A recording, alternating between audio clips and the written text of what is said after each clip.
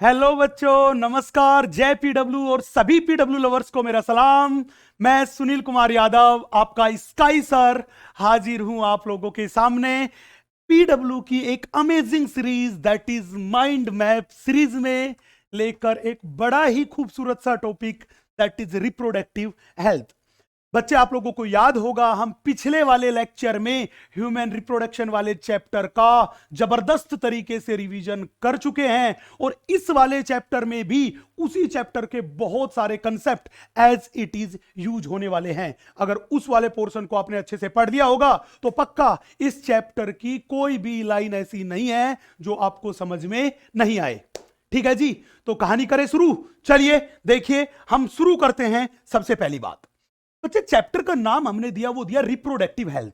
सवाल सबसे पहला यही था कि सर रिप्रोडक्टिव हेल्थ से मतलब क्या है, रिप्रोडक्टिव हेल्थ से मतलब क्या है। बेटा, डब्ल्यूएचओ बोला कि ऐसा पर्सन जो physically, emotionally, behaviourally and socially well है, हम उसी को बोलेंगे कि वो पर्सन जो है वो रिप्रोडक्टिवली क्या है बेटा, हेल्दी है। अगर ऐसा नहीं है, अगर कोई पर्सन फिजिकली या इमोशनली या बिहेवियरली या सोशली एबनॉर्मल है तो हम उसे कभी भी रिप्रोडक्टिव फिट नहीं बोल पाएंगे। बोलो हाँ कि ना। अब ये रिप्रोडक्टिव फिटनेस जो था ये एक बहुत बड़ा इशू था और पूरी दुनिया में सबसे पहले इंडिया एक ऐसा देश था जिसने रिप्रोडक्टिव हेल्थ को एक बड़ी प्रॉब्लम माना और रिप्रोडक्टिव हेल्थ, रिप्रोडक्टिव फिटनेस के लिए उसने कई सारी चीजें करने की कोशिश की और इसी क्रम में उसने अपना एक सबसे पहला प्रोग्राम लॉन्च किया जिसका नाम था फैमिली प्लानिंग प्रोग्राम। इंडिया ने इसको लॉन्च किया कब? 1951 में। तो ये डेट याद रखनी है, 1951 में। कौन सा प्रोग्राम? Family planning programme. जब भी पूछे बताओ रिप्रोडक्टिव हेल्थ से रिलेटेड प्रोग्राम पूरी दुनिया में सबसे पहले किसने स्टार्ट किया, तो ध्यान रखना बेटा, इन the world firstly started by India. तो हमने बोला firstly started by India. India से पहले किसी भी देश ने ऐसा कोई भी प्रोग्राम शुरू नहीं किया था। चले, अब धीरे धीरे टाइम के साथ साथ जरूरत के हिसाब से उस प्रोग्राम में चेंज करते गए, हम उसका दायरा बढ़ाते गए, लेकिन प्रेजेंट में उस प्रोग्राम में बहुत सारे चेंज कर दिए गए और प्रेजेंट में इस प्रोग्राम को जाना जाता है किसके नाम से? RCH के नाम से जाना जाता है, जिसकी फुल फॉर्म आपको याद रखनी है। RCH की फुल फॉर्म आपको याद रखनी है, that is reproductive and child health care programme. That is reproductive and child health care programme. चलिए जी, अपन आगे। अब थोड़ी सी बात आई, सर आप ये बताइए कि एक मेडिकल साइंस की एक टेक्नोलॉजी है जिसका नाम है एमनियोसेंटेसिस। तो अब पहले ये बताइए कि ये एमनियोसेंटेसिस है क्या। बेटा, जब आपने ह्यूमन रिप्रोडक्शन पढ़ा होगा तो आपने पढ़ा होगा कि एम्ब्रियो के अराउंड जब protective layers like amnion, chorion, allantois, yolk sac जब ये बन जाती है तो उसे बोला जाता है फीटस। उसे क्या बोला जाता है? फीटस। अब मान लीजिए ये जो है ये अपने पास फीटस है। हमने बोला फीटस के अराउंड ये येलो कलर की जो प्रोटेक्टिव लेयर बनी, इस लेयर को बोल दिया एमनियोन। क्या बोल दिया? इस लेयर को हमने बोल दिया एमनियोन लेयर। कौन सी लेयर बोल दिया? Amnion layer. अब देखिए इस एमनियोन लेयर एंड फीटस के बीच में ये कुछ गैप है, इस गैप को बोल दिया एमनियोन कैविटी। कौन सी कैविटी बोल दिया? Amnion cavity. इस एमनियोन कैविटी में मैंने ब्लू कलर का लिक्विड मटेरियल भर रखा है जिसको बोला एमनियोटिक फ्लूइड। क्या बोला? Amniotic fluid. अब देखिए एमनियोटिक फ्लूइड फीटस के डायरेक्टली कांटेक्ट में है कि नहीं है? है, बिल्कुल है। तो फीटस की बॉडी से अगर स्किन की कोई सेल टूट के गिरेगी तो किस में गिरेगी? वो गिरेगी एमनियोटिक फ्लूइड में। अगर कोई केमिकल सब्सटेंस फीटस की बॉडी से गिरा तो जाके किस में गिरेगा? वो गिरेगा एमनियोटिक फ्लूइड में। इसीलिए एनसीईआरटी माता कहती है कि एमनियोटिक फ्लूइड में हमें क्या क्या मिल सकता है? एमनियोटिक फ्लूइड में हमें फीटस की सेल भी मिल सकती है और इसमें उसकी बॉडी से रिलीज होने वाले कुछ केमिकल सब्सटेंसेस भी मिल सकते हैं। ये दोनों चीजें किस में मिल सकती है? एमनियोटिक फ्लूइड में मिल सकती है। तो मेडिकल साइंस ने इसी चीज का फायदा उठाया। उन्होंने बोला कि अगर हमें यह पता करना हो चाइल्ड की बर्थ से पहले इंट्रा यूट्राइन लाइफ में ही हमें यह पता करना हो कि ये जो फीटस था, ये जो डेवलपिंग एम्ब्रियो था, ये नॉर्मल है कि इसमें कोई एबनॉर्मलिटी और डिजीज है, तो तो हम कैसे पता करें? तो उन्होंने इसके लिए टेक्निक डिस्कवर की जिसको बोलते हैं एमनियोसेंटेसिस। इसमें क्या होता है, एक सिरिंज जो थी वो सिरिंज काम में ली और उस सिरिंज की निडल की हेल्प से इस एमनियोटिक कैविटी से एमनियोटिक फ्लूइड को कलेक्ट किया गया। किसको कलेक्ट किया गया? एमनियोटिक फ्लूइड को। यहां से एमनियोटिक फ्लूइड को कलेक्ट किया, ये लीजिए इस सिरिंज में एमनियोटिक फ्लूइड आ गया। अरे हाँ कि ना? जब ये एमनियोटिक फ्लूइड आया होगा तो इसमें फीटस की सेल्स एंड डिसॉल्व सब्सटेंस भी तो आए होंगे, बिल्कुल आए होंगे। फिर उन्होंने क्या काम किया, इस सिरिंज से इस एमनियोटिक फ्लूइड को लिया और इसका किया बेटा एनालिसिस। सवाल था सर इस फ्लूइड का एनालिसिस करके हम कौन कौन सी चीजों के बारे में पता लगा सकते हैं? बेटा ध्यान रखना, इसका जब एनालिसिस करेंगे तो हम जेनेटिक डिसऑर्डर के बारे में पता लगा सकते हैं। अरे हाँ कि ना? तो हमने बोला वी कैन डिटेक्ट, कौन कौन सी चीज डिटेक्ट कर सकते हैं? सबसे पहला जेनेटिक डिसऑर्डर के बारे में, जेनेटिक डिसऑर्डर को डिटेक्ट कर सकते हैं। दूसरी चीज क्रोमोजोमल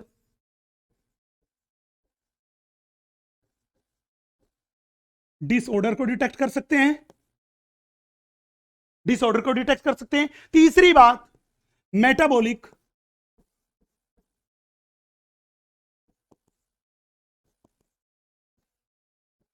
डिसऑर्डर को डिटेक्ट कर सकते हैं। चौथी बात इसकी हेल्प से सेक्स डिटर्मिनेशन भी कर सकते हैं, that is sex determination.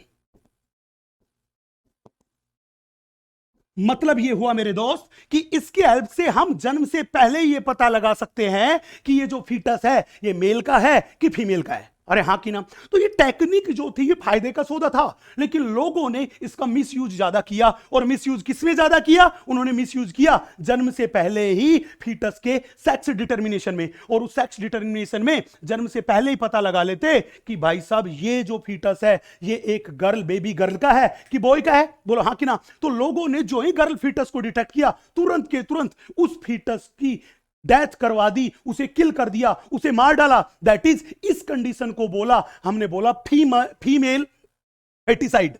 Female foeticide, इस कंडीशन को क्या बोला? Female foeticide. मतलब हमने बोला इंट्रा यूट्राइन लाइफ में ही फीमेल फीटस को किल करना क्या कहलाया? Female foeticide. अरे हाँ कि ना?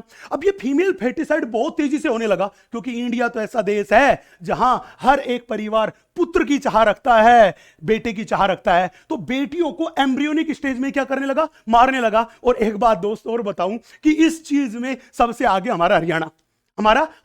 इसीलिए हरियाणा का सेक्स रेशियो पूरे इंडिया में किसी भी स्टेट को देखिए सबसे खराब किसका आ रहा है? वो हरियाणा का आ रहा है। मतलब आजकल अगर आप हरियाणा में जाओगे तो बहुत सारे लोग, किसी भी गांव में गए तो बहुत सारे लोग ऐसे मिल जाएंगे यूथ ब्रिगेड जिनकी शादी नहीं हुई, और उनसे अगर ये पूछ लो कि भाई तेरी शादी क्यों नहीं हो पाई, तो कहेगा अरे यार मुझे लगता है मेरी वाली भ्रूण हत्या में मारी गई। अरे हाँ कि ना? चलें, तो गवर्नमेंट ने भी इस बात को बड़ा सीरियस लिया, और सीरियस लेने के बाद गवर्नमेंट ने क्या काम किया कि गवर्नमेंट ने इस एमनियोसेंटेसिस जो था इसको लीगली बैन कर दिया। क्यों बैन किया? ताकि आप उसका मिसयूज नहीं कर सको। मिसयूज किसमें हो रहा था? डिजीज के डिटेक्शन में नहीं, डिजीज के डिटेक्शन में मिसयूज नहीं हो रहा था, मिसयूज हो रहा था सेक्स डिटर्मिनेशन में, कि अगर ये लड़की हुई तो इसको मारना है, इसे अबॉर्ट कराना है। बोलो हाँ कि ना? इसलिए इसको क्या कर दिया गया? लीगली बैन कर दिया गया। अब सवाल था सर ये पूरी की पूरी कहानी तो एमनियोसेंटेसिस की होगी, लेकिन ये बताइए एमनियोसेंटेसिस में सिरिंज के थ्रू एमनियोटिक फ्लूइड कलेक्ट करते हैं, ये कब कलेक्ट करेंगे? बेटा ये कलेक्ट करेंगे जब फीमेल की प्रेगनेंसी जो होगी, वो प्रेगनेंसी होगी अबाउट, आइडियल टाइम पीरियड था वो था 15 to 16 वीक की प्रेगनेंसी में। आइडियल टाइम पीरियड था 15 to 16 वीक ऑफ प्रेगनेंसी में एमनियोटिक कैविटी से एमनियोटिक फ्लूइड जो था वो कलेक्ट करेंगे, और हम इन सारी की सारी चीजों को चेक कर सकते हैं, डिटेक्ट कर सकते हैं। चलिए जी अपना आगे नेक्स्ट सवाल था, सर आज के टाइम में पॉपुलेशन दुनिया की एक बहुत बड़ी समस्या है। तो हमारी एनसीईआरटी माता ने भी इस बारे में बात की। एनसीईआरटी माता कहती है population stabilisation and birth control, ये एक बहुत बड़ा था कि पॉपुलेशन को कंट्रोल करना है। अब मैं हल्का सा आपको झलक दिखला दूं कि पॉपुलेशन की क्या कहानी है। देखिए सबसे पहले हमने बोला वर्ल्ड पॉपुलेशन, अगर हम बात करके चलें 1900, दैट इज ईयर 1900 में पूरी दुनिया की जो पॉपुलेशन थी वो अपने पास थी around 2 billions, around 2 billions. 1 billion में होता है, 1 बिलियन में होता है 1 अरब, तो 2 बिलियंस का मतलब पूरी दुनिया की पॉपुलेशन कितनी थी? 2 अरब थी। अरे हाँ कि ना? तब हमने बात किया कि ये कौन सी बात कर रहा हूं, 1900। अरे हमारा इंडिया जो था वो आजाद भी तो हुआ था 1947 में। तो at the time of independence India की पॉपुलेशन कितनी थी? वो इंडिया की पॉपुलेशन थी 350 मिलियन। कितनी थी? 350 मिलियन। या मैं सीधी लैंग्वेज में बोलूं तो इंडिया की जो पॉपुलेशन थी वो अपने पास थी 35 करोड़। जब इंडिया आजाद हुआ तो इंडिया की पॉपुलेशन कितनी थी? वो थी 35 करोड़। बोलो हाँ कि ना? नेक्स्ट, हमने जब ईयर 2000 में चेक करके देखा, ईयर 2000 में देखा तो ईयर 2000 में पूरी दुनिया की पॉपुलेशन थी वो अबाउट 6 बिलियन थी, मतलब 6 अरब थी। हम इंडिया वाले भी कहां पीछे रहने वाले थे? इंडिया की पॉपुलेशन भी ईयर जब हमने मई 2000 में स्टडी किया तो इसकी पॉपुलेशन जो थी वो मोर देन 1 बिलियन थी, मतलब 1 अरब से हम ज्यादा हो चुके थे ईयर 2000 में। बोलो हाँ कि ना?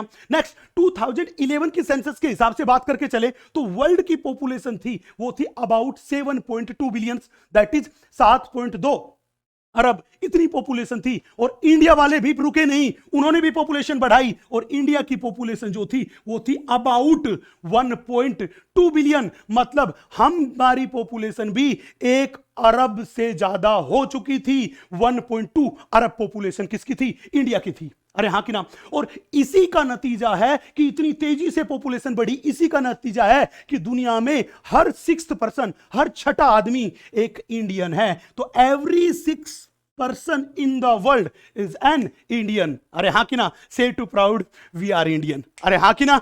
चलो भैया हम आगे। नेक्स्ट, अब सवाल था सर इसका मतलब तो पॉपुलेशन जो थी वो बहुत तेजी से बढ़ी, मैं सीधा बोलूं कि ये तो जनसंख्या का विस्फोट हो गया। तो अब एक बड़ा चैलेंज था कि यार पॉपुलेशन को कंट्रोल कैसे किया जाए, पॉपुलेशन ग्रोथ जो थी उस पॉपुलेशन ग्रोथ को कंट्रोल किया जाए।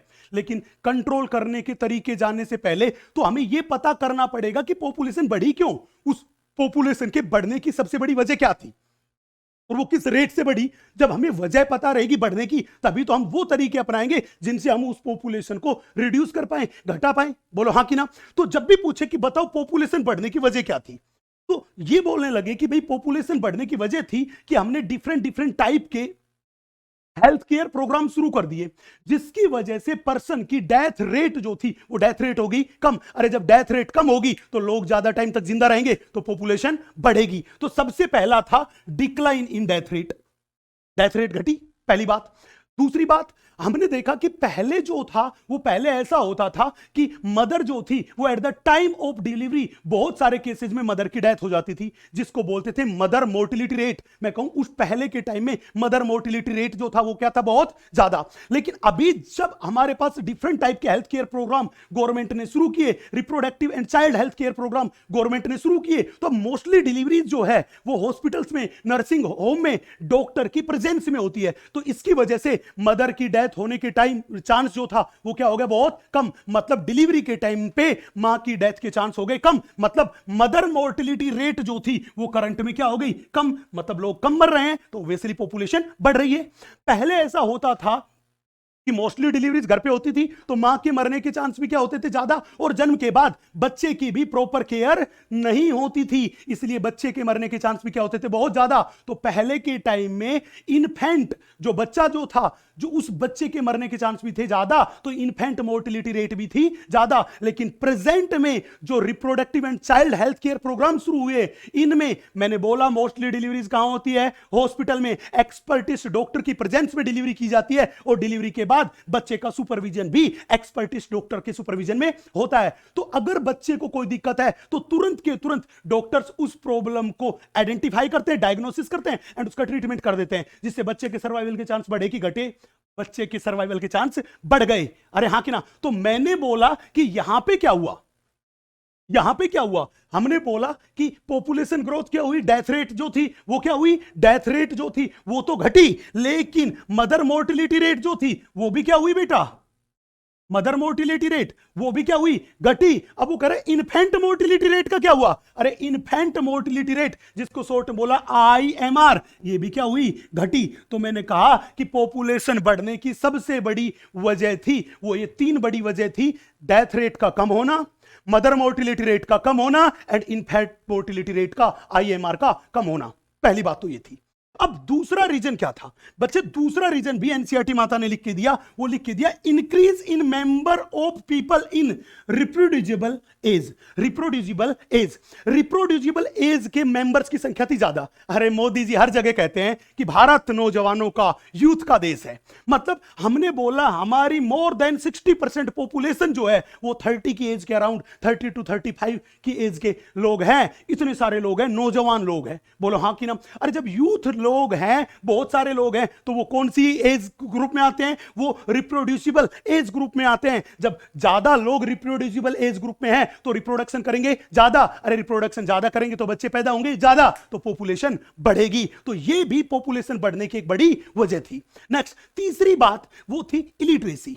भैया लोग जो थे उनमें एजुकेशन नहीं थी। अरे हाँ कि ना? जब एजुकेशन नहीं थी तो ना तो उनको छोटी फैमिली के फायदा पता था, अरे हाँ कि ना? ना ही वो कोई भी कॉन्ट्रासेप्टिव मेथड यूज करते थे ताकि वो अनवांटेड प्रेगनेंसीज को अवॉइड कर सके। तो इन सारी की सारी चीजों को वो क्या करते थे? यूज ही नहीं ले पाते थे। क्यों? क्योंकि उन्हें इनके बारे में ज्यादा ज्ञान नहीं था। तो ये भी एक बड़ी वजह थी पॉपुलेशन बढ़ाने में। अब मैं पॉपुलेशन किस रेट से बढ़ी उसकी एक छोटी सी झलक तुम्हें दिखलाता हूं। बच्चे अगर हम 2001 सेंसस की रिपोर्ट को स्टडी करें तो इंडिया की पॉपुलेशन की ग्रोथ रेट थी वो अबाउट 1.7% पर ईयर के हिसाब से थी। मतलब एक साल में 1000 लोग जो थे उन पे कितने लोग बढ़ गए? 17 लोग बढ़ गए। मतलब आज 1000 हैं तो एक साल बाद 1017 लोग तुम्हें मिलेंगे। ये थी लगभग। बोलो हाँ कि ना? जब हमने 2011 की सेंसस रिपोर्ट देखी तो रिजल्ट उसके भी बड़े खतरनाक थे। रिजल्ट उसके भी बड़े खतरनाक थे। और वो खतरनाक रिजल्ट क्या थे कि इस बार भी पॉपुलेशन तो बढ़ी और उसकी ग्रोथ रेट जो थी वो 1.7% से तो थी ज्यादा, लेकिन 2 से थोड़ी सी क्या थी? कम। इसलिए हमने बोला कि पॉपुलेशन ग्रोथ रेट क्या थी? Less than 2% per year. 1.7 से तो ज्यादा, लेकिन 2 पूरी नहीं थी, 2 से क्या थी? थोड़ी सी कम। तो इससे ये बात तो पूरी हुई कि पॉपुलेशन बहुत तेजी से बढ़ रही है, मतलब जनसंख्या विस्फोट हो रहा है।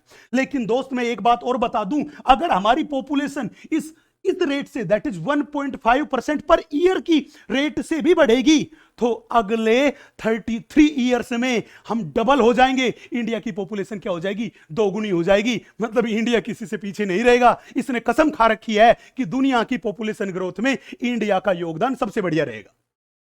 बोलो हाँ कि ना? अपन आगे चले? यहां तक की बात मेरे हिसाब से क्लियर होगी। नेक्स्ट अपन थोड़ा आगे मूव करते हैं। बेटा अब अपन बात कर रहे थे कि सर पॉपुलेशन जो थी उस पॉपुलेशन को कंट्रोल कैसे करें। ये तो हमारे पास प्रॉब्लम थी। अब पॉपुलेशन को कंट्रोल कैसे करें? अब बच्चे पॉपुलेशन को कंट्रोल करने के लिए हमें क्या करना था?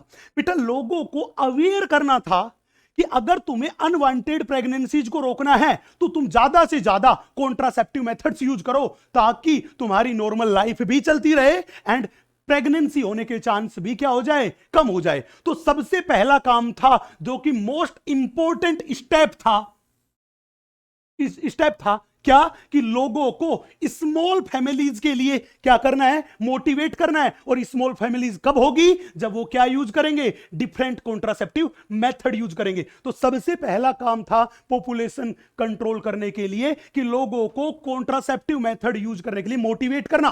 बोलो हाँ कि ना? दूसरा यह था कि आप आजकल देखते होंगे कि टीवी वगैरह पे ऐड आती होगी या बड़े बड़े होर्डिंग्स वगैरह लगे होंगे। मतलब खूब सारे एडवर्टाइज देखते होंगे जहां आपको छोटी फैमिली दिखाई गई होगी, और छोटी फैमिली दिखाई गई होगी और उसके नीचे कोई ना कोई स्लोगन लिखा होगा, लाइक छोटा परिवार सुखी परिवार, हम दो हमारे दो, बच्चे दो ही अच्छे। बोलो हाँ कि ना? तो यही एक तरीका था कि ज्यादा से ज्यादा एडवर्टाइजमेंट किया जाए। वो एडवर्टाइजमेंट किया जाए, वो चाहे होर्डिंग के थ्रू किया जाए, चाहे टेलीविजन से किया जाए, चाहे रेडियो से किया जाए, और उसमें लोगों को छोटी फैमिली के फायदे बताए जाए और उसके साथ कोई ना कोई स्लोगन लिखा जाए, जैसे हम दो हमारे दो, वी टू अवर टू। और मैं बता दूं कि आजकल शहरों में रहने वाले बहुत सारे कपल, और मैंने कहा कि बहुत सारी वर्किंग विमेन्स जो थी, उन्होंने तो हम दो हमारे एक कंसेप्ट पे काम करना शुरू कर दिया है कि हम दो और हमारे एक। मतलब वो कहां पे रुक गए? एक ही बच्चा पैदा करते हैं। बोलो हाँ कि ना? दूसरा वजह ये थी। तीसरा, बोलो यार एक काम करो, लीगली तुम मैरिज की एज बढ़ा दो, लीगली तुम मैरिज की एज बढ़ा दो। यार पहले जब मैरिज होती थी तो वो मैरिज लगभग लगभग 12, 13 और 15 साल की एज तक ऑलमोस्ट मैरिज हो चुकी होती थी। तो उन जो कपल था जिनकी अर्ली एज में मैरिज हो गई, वो अगर मान लीजिए 30 की एज तक भी अगर बच्चे पैदा करने का प्लान करते हैं तो उनके पास एक बहुत लंबा सा टाइम पीरियड आ गया जब वो बच्चे पैदा कर सकते हैं। अरे हाँ कि ना? तो इसीलिए उनके बच्चे भी क्या करते थे, वो लोग ज्यादा पैदा करते थे। अब बोला कि आप लीगली मैरिज की एज को बढ़ा दो। अरे हाँ कि ना? बोला बढ़ा दोगे लीगली तो बताओ, मान लीजिए कोई पर्सन 30 की एज तक बच्चे पैदा करेगा और एज बढ़ा दी तो टाइम पीरियड मिला कम बच्चे पैदा करने का। बोलो हाँ कि ना? तो कहने का मतलब मैरिज की एज को बढ़ा के भी अपन कंट्रोल कर सकते हैं पॉपुलेशन को। अब सो बोला कि सर बढ़ा तो दे, लेकिन कितनी बढ़ा दे? बेटा बढ़ाना यह था कि बोलो मैरिज की एज बढ़ा के फीमेल की तो कर दो 18 ईयर्स एंड मेल की कर दो 21 ईयर्स। फीमेल की कितनी करनी है मैरिजेबल एज?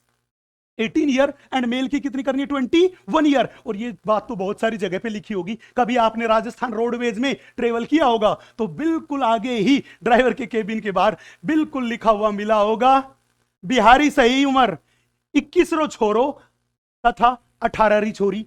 अरे हाँ कि ना? ये लाइन लिखी मिली होगी। तो इसको भी लोगों ने खूब पब्लिश किया है, खूब एडवर्टाइजमेंट किया है। बोलो हाँ कि ना? अगली बात, बोला एक और तरीका हो सकता है। बोलो क्या हो सकता है? बोला लोगों को छोटी फैमिली के लिए मोटिवेट करने के लिए आप क्या काम करो कि छोटी फैमिली को कोई ना कोई इंसेंटिव देना शुरू कर दो। लाइक जैसे गवर्नमेंट ने कर दिया कि भाई घर में जिसके 2 ही बच्चे होंगे केवल वो ही गवर्नमेंट नौकरी लग सकता है या गवर्नमेंट की किसी पॉलिसी का फायदा ले सकता है। तो बहुत सारे कपल्स जो थे उन्होंने इस चक्कर में, गवर्नमेंट जॉब के चक्कर में या गवर्नमेंट की किसी अच्छी पॉलिसी के फायदे के चक्कर में 2 से ज्यादा बच्चे पैदा नहीं किए। तो बोला कि अगर ऐसा कुछ करोगे तो भी लोग मोटिवेट होंगे और वो पॉपुलेशन जो थी उस पॉपुलेशन को हम कंट्रोल कर पाएंगे। बोलो हाँ कि ना? आगे थोड़ा सा चलते हैं। अब सवाल था, सर आपने बोला पॉपुलेशन कंट्रोल करने का मोस्ट इंपॉर्टेंट स्टेप जो था वो तो था कि लोगों को छोटी फैमिली के बारे में अवेयर करना, और वो किसका यूज करे? इसके लिए उन्हें कॉन्ट्रासेप्टिव मेथड्स का यूज करना पड़ेगा। तो आप बता सकते हो कि कॉन्ट्रासेप्टिव मेथड क्या होते हैं और ये कितने टाइप के हैं? बेटा मैं बिल्कुल एनसीईआरटी माता से चिपक के बात करता हूं। कॉन्ट्रासेप्टिव मेथड जो थे वो क्या थे?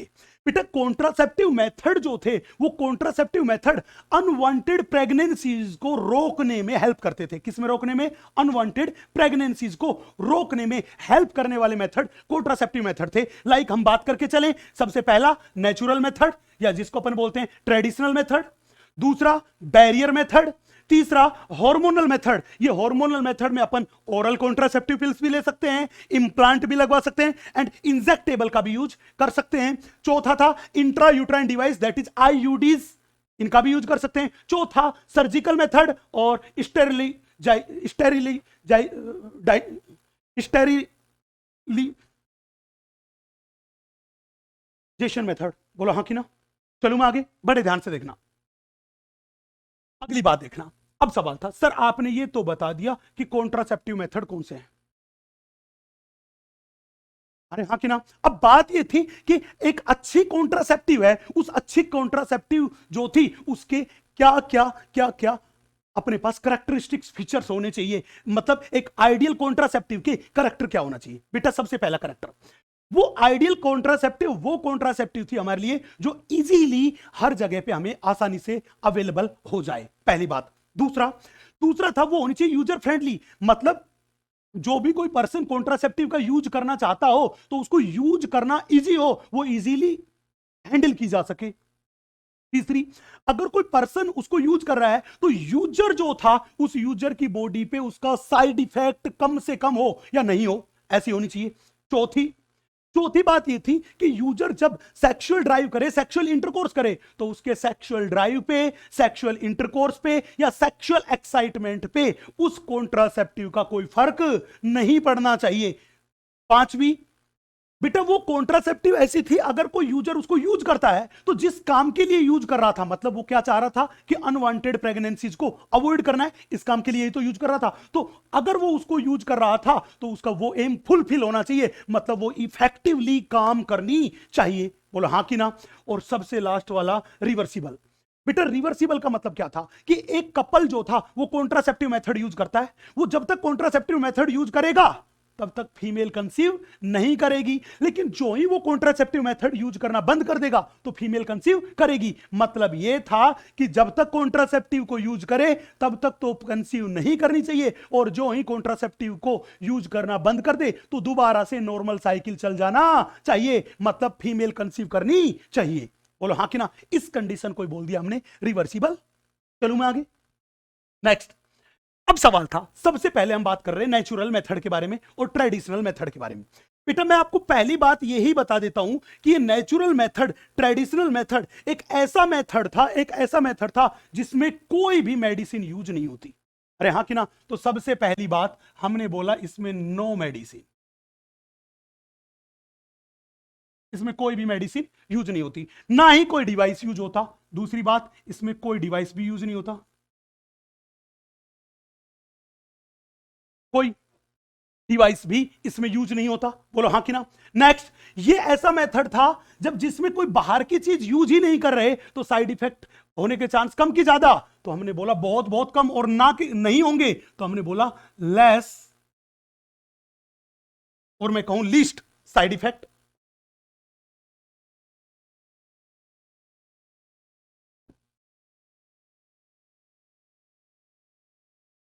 इसके सबसे कम साइड इफेक्ट थे। लेकिन नेचुरल मेथड जो था इसमें ना तो कोई मेडिसिन यूज की ना कोई डिवाइस यूज किया, इसलिए साइड इफेक्ट के चांस भी ना के बराबर, मतलब बहुत बहुत कम थे। लेकिन दिक्कत थी बेटा, ये बहुत ज्यादा सक्सेसफुल मेथड नहीं था, मतलब इसकी फेलियर रेट जो थी वो फेलियर रेट थी बहुत बहुत ज्यादा। बोलो हाँ कि ना। सवाल था सर आप ये बताइए ना, इस नेचुरल मेथड में करते क्या है। बेटा इस नेचुरल मेथड में हम कुछ ऐसा करने की कोशिश करते हैं ताकि स्पर्म एंड ओवा आपस में मिल ना पाए, मतलब हम स्पर्म एंड ओवा के मिलने को रोकने का काम करते हैं। अब ये जो नेचुरल मेथड था ये 3 तरीके से हो सकता है। सवाल था सर 3 तरीके कौन कौन से, बड़े ध्यान से देखिएगा, 1 बाय 1 करके बात करता हूं। सबसे पहला है वो मेरे पास है पीरियोडिक एब्स्टिनेंस और रिदम मेथड। पीरियोडिक एब्स्टिनेंस और रिदम मेथड। बेटा आपको पता है एक फीमेल में मेंस्ट्रुअल साइकिल जो है वो 28 टू 29 डेज का साइकिल है आइडियली। बोलो हाँ कि ना। और आपको पता है इस 28 टू 29 डेज के साइकिल में 14th डे पे ओव्यूलेशन होता है। बोलो हाँ कि ना। तो इस मेथड में ये कहा गया कि फीमेल में अगर 14th डे पे ओव्यूलेशन होता है तो आपको पता है ओव्यूलेशन के बाद ओवा केवल और केवल 2 दिन तक सर्वाइव कर सकता है, 48 घंटे तक सर्वाइव कर सकता है। बोलो हाँ कि ना। तो बोला कि आप ऐसा करो कि फीमेल जो थी उसके साथ उस टाइम पीरियड पे जब ओव्यूलेशन हो रहा है आप सेक्सुअल इंटरकोर्स को अवॉइड कर दो। बोलो हाँ कि ना। तो क्या ध्यान रखना कि ये वो टाइम पीरियड था दैट इज 10th डे से 17th डे तक, मतलब 14th से 3-4 दिन पहले और 3-4 दिन बाद तक सेक्सुअल इंटरकोर्स को क्या करना है बेटा, अवॉइड करना है। अरे जब सेक्सुअल इंटरकोर्स ही नहीं करोगे तो सीधी सी बात है स्पर्म एंड ओवा आपस में नहीं मिल पाएंगे, क्योंकि 10th से 17 डे का टाइम पीरियड वो था जब ओव्यूलेशन होने के चांस सबसे ज्यादा थे, और अगर उस टाइम पे सेक्सुअल इंटरकोर्स करते तो फर्टिलाइजेशन होने के चांस भी बहुत ज्यादा थे, और इस टाइम पीरियड को बोलते हैं फर्टाइल पीरियड।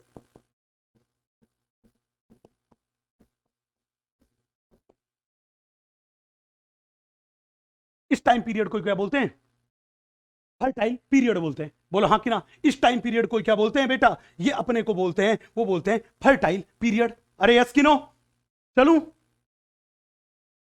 नेक्स्ट। दूसरा था विड्रॉल और कोइटस इंटरप्ट। विड्रॉल या मैं कहूं कोइटस इंटरप्ट्स। तो अब सवाल था सर इसमें क्या था बेटा, इसमें क्या कह रहा है कि male and female sexual intercourse कर रहे हैं, लेकिन जो ही सीमन निकलने वाला होता है मेल तुरंत के तुरंत पेनिस को फीमेल के रिप्रोडक्टिव ट्रैक्ट से क्या निकाल लेता है, बाहर। अरे जब पेनिस को ही फीमेल के रिप्रोडक्टिव ट्रैक्ट से बाहर निकाल लिया तो सीमन का इंसेमिनेशन नहीं हो पाया, स्पर्म्स का इंसेमिनेशन नहीं हो पाया। जब स्पर्म अंदर ही नहीं गए तो ओवा से मिलने के चांस भी क्या होते, बहुत बहुत कम। ये किस में हुआ, ये हुआ विड्रॉल और कोइटस इंटरप्ट्स में। अरे हाँ कि ना। नेक्स्ट अगला था लैक्टेशन एमिनोरिया।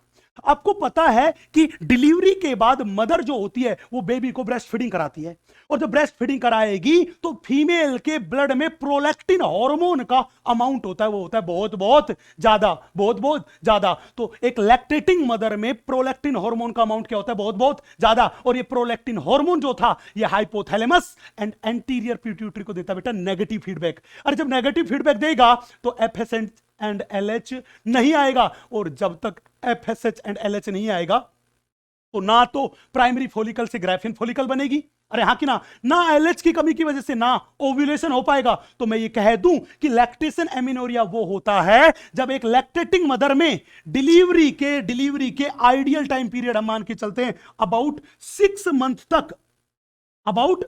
मंथ तक, कैलकुलेशन में काउंट करना है कि डिलीवरी के लगभग 6 मंथ तक फीमेल में प्रोलैक्टिन का लेवल क्या होता है, बहुत बहुत ज्यादा। इसीलिए उस टाइम पे फीमेल में कोई भी मेंस्ट्रुएशन नहीं होता। मतलब अगर इस टाइम पे सेक्सुअल इंटरकोर्स किया गया तो फीमेल के कंसीव करने के चांस और प्रेगनेंसी के चांस है वो ऑलमोस्ट नील है। बोलो हाँ कि ना। इसी को बोलते हैं लैक्टेशन एमिनोरिया। चलो मैं आगे, नेक्स्ट अगला देखना। अगला मेरे पास है बैरियर मेथड। बेटा नाम से ही पता चल रहा है बैरियर का मतलब दिक्कत हमें क्या आ रही थी, दिक्कत क्या आ रही थी, अगर स्पर्म एंड ओवा मिल गए तो फर्टिलाइजेशन होगा, और फर्टिलाइजेशन होगा तो फीमेल कंसीव कर सकती है। बोलो हाँ कि ना। तो हमने यही प्लानिंग करी कि किसी भी कीमत पे स्पर्म एंड ओवा नहीं मिलना चाहिए। हमने स्पर्म एंड ओवा के बीच में बैरियर लगा दिया, कबाब में हड्डी लगा दिया, जो कि स्पर्म एंड ओवा को आपस में मिलने नहीं दे रहा। अरे जब स्पर्म एंड ओवा मिलेंगे ही नहीं तो फर्टिलाइजेशन भी नहीं होगा। तो मैं कहूं कि बैरियर्स जो है वो कबाब में हड्डी थे जो स्पर्म एंड ओवा को आपस में मिलने नहीं दे रहे थे, जिसकी वजह से फर्टिलाइजेशन नहीं हो पाया। बोलो हाँ कि ना। अब सवाल था सर अगर ये बैरियर मेथड हमें यूज करने पड़े तो ये बताओ ना कि बैरियर मेथड यूज किसके लिए किए जाएंगे, मेल के लिए किए जाएंगे कि फीमेल के लिए। बेटा मैं बता दूं कि बैरियर्स जो हैं वो मेल भी यूज कर सकता है और फीमेल भी यूज कर सकती है, ये दोनों के लिए अवेलेबल है। सवाल था सर बैरियर कौन कौन से हो सकते हैं। बैरियर में सबसे पहले अपने पास हो सकता है कॉन्डोम्स। बेटा मैं आपको बता दूं कि बच्चों ये कॉन्डोम्स जो है ये दोनों के लिए ही अवेलेबल है, मेल कॉन्डोम्स भी अवेलेबल है एंड फीमेल कॉन्डोम्स भी अवेलेबल है। मैंने बोला for both male and female, male and female दोनों के लिए ही अवेलेबल है। बोलो हाँ कि ना। लेकिन अगला बात करके चलें तो अपने पास है सर्वाइकल कैप, वॉल्ट्स, डायफ्राम्स, ये तीनों के तीनों जो होते हैं ये ओनली फॉर फीमेल।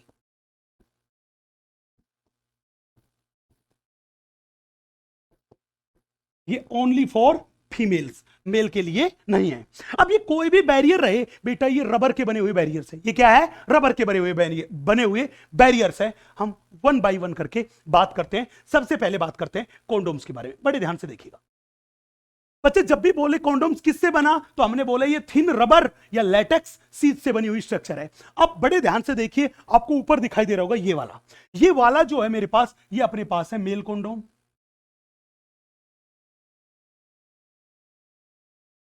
ये अपने पास है मेल कॉन्डोम। नीचे की साइड ये भी आपको दिखाई दे रहा होगा एग्जैक्टली में, ये अपने पास है फीमेल कॉन्डोम। ये अपने पास है फीमेल कॉन्डोम। अरे हाँ कि ना। तो मैंने यही तो कहा था कि कॉन्डोम्स तो मेल एंड फीमेल दोनों के लिए ही अवेलेबल है। अब सवाल ये था कि ये कॉन्डोम्स क्या काम करेंगे। बेटा ये भी बैरियर था, ये भी एग एंड स्पर्म को आपस में मिलने नहीं देगा, मतलब फर्टिलाइजेशन को ही रोकेगा। तो होता क्या है, ये जो मेल कंडोम था, ये मेल कंडोम जो था वो मेल यूज करता है। मेल जो था वो बिफोर सेक्सुअल इंटरकोर्स जो पीनिस था, मेल कोपुलेटरी ऑर्गन था, उसको इस कंडोम से क्या कर लेता है, कवर। और जब कवर करके सेक्सुअल इंटरकोर्स करेगा तो जो सीमन बाहर निकलेगा वो सारे का सारा कहां आ जाएगा, इस कंडोम में। वो फीमेल के रिप्रोडक्टिव ट्रैक में नहीं जा पाएगा। अरे जब सीमन और स्पर्म जो थे वो फीमेल रिप्रोडक्टिव ट्रैक में गए ही नहीं तो ओवा से कभी भी नहीं मिल पाएंगे। बोलो हाँ कि ना, पहला तरीका। दूसरा, फीमेल कॉन्डोम जो था उसको फीमेल यूज करती है। फीमेल जो थी वो सेक्सुअल इंटरकोर्स से पहले इस कॉन्डोम से अपनी वेजाइना एंड सर्विक्स पार्ट को ढक लेती है। और जब मेल सेक्सुअल इंटरकोर्स करता है तो पीनस को कहां इंसर्ट करता है? इस कोंडोम वाले पार्ट में। जब कोंडोम वाले पार्ट में पीनस को इंसर्ट करेगा तो जो सीमन बाहर निकलेगा, जो स्पर्म बाहर निकलेंगे, वो कहां आके इकट्ठे हो गए? फीमेल कोंडोम में। अरे हाँ कि ना, सेक्सुअल इंटरकोर्स के बाद फीमेल सेफली इस कोंडोम को वेजाइना और सर्विक्स से निकाल लेंगी बाहर। अरे हाँ कि ना। तो बताओ, क्या दोनों ही केस में सीमन और स्पर्म फीमेल रिप्रोडक्टिव ट्रैक में जा पाया? नहीं जा पाया। अरे जब जा ही नहीं पाएगा तो सीधी सी बात है, ओवा के साथ फर्टिलाइजेशन भी नहीं होगा। बोलो हाँ कि ना। तो एनसीईआरटी माता क्या लिखती है? एनसीईआरटी माता लिखती है कि ये क्या काम करते हैं? They are used to cover penis in the male. Male में किसको कवर कर रहे हैं? पीनिस को। और vagina and cervix in the female just before coitus. Coitus से, सेक्सुअल इंटरकोर्स से पहले मेल कोंडोम से तो पीनिस को ढका जाता है, कवर किया जाता है, और फीमेल में वेजाइना और सर्विक्स को। जब इनको ढक लिया तो हुआ क्या? हुआ ये कि जो इजैकुलेटेड सीमन जो था वो फीमेल रिप्रोडक्टिव ट्रैक में एंटर नहीं हो पाया। अरे जब एंटर ही नहीं हो पाएगा तो ओवा के साथ फर्टिलाइजेशन नहीं होगा। मतलब प्रेगनेंसी को अवॉइड कर दिया कि नहीं कर दिया? बोलो हाँ कि ना। अब यही तो बात लिख रहे हैं कि चाहे मेल कोंडोम हो चाहे फीमेल कोंडोम हो, उस कोंडोम को केवल और केवल एक बार यूज किया जा सकता है, दोबारा से यूज नहीं किया जा सकता। तो जब भी पूछे कि कोंडोम से रीयूजेबल है, आप कहोगे नहीं, केवल एक बार यूज होता है। मतलब एक बार यूज करो और फेंक दो। इसका मतलब चाहे मेल कंडोम हो चाहे फीमेल कंडोम हो, कॉन्डोम्स कैसे होते हैं? डिस्पोजेबल होते हैं। पहली बात। दूसरी बात, सर इस कॉन्डोम ने क्या काम किया? बेटा कॉन्डोम ने तो फर्टिलाइजेशन को रोक दिया। किसको रोक दिया?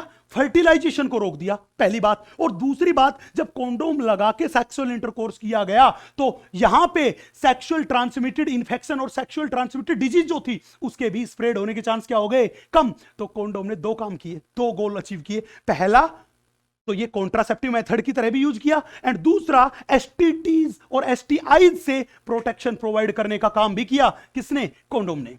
अब सवाल था, सर कॉन्डोम का और कोई खास बात? बेटा खास बात ये थी कि कॉन्डोम को यूज करना बहुत इजी है। जैसा मैंने बोला था कि कॉन्ट्रासेप्टिव्स जो है वो यूजर फ्रेंडली होनी चाहिए। कॉन्डोम्स को यूज करना बहुत इजी है। इसके लिए हमें किसी मेडिकल एक्सपर्टीज की जरूरत नहीं है। यूजर खुद इसे आसानी से यूज कर सकता है। बोलो हाँ कि ना। आसानी से यूज कर सकता है। जब यूजर खुद आसानी से यूज कर लेगा तो उस यूजर की प्राइवेसी जो थी वो प्राइवेसी भी बनी रहेगी। इसीलिए एनसीईआरटी माता ने लिखी कि they can be self inserted and thereby give privacy to the user. User को प्राइवेसी भी देने का काम कर रहे हैं।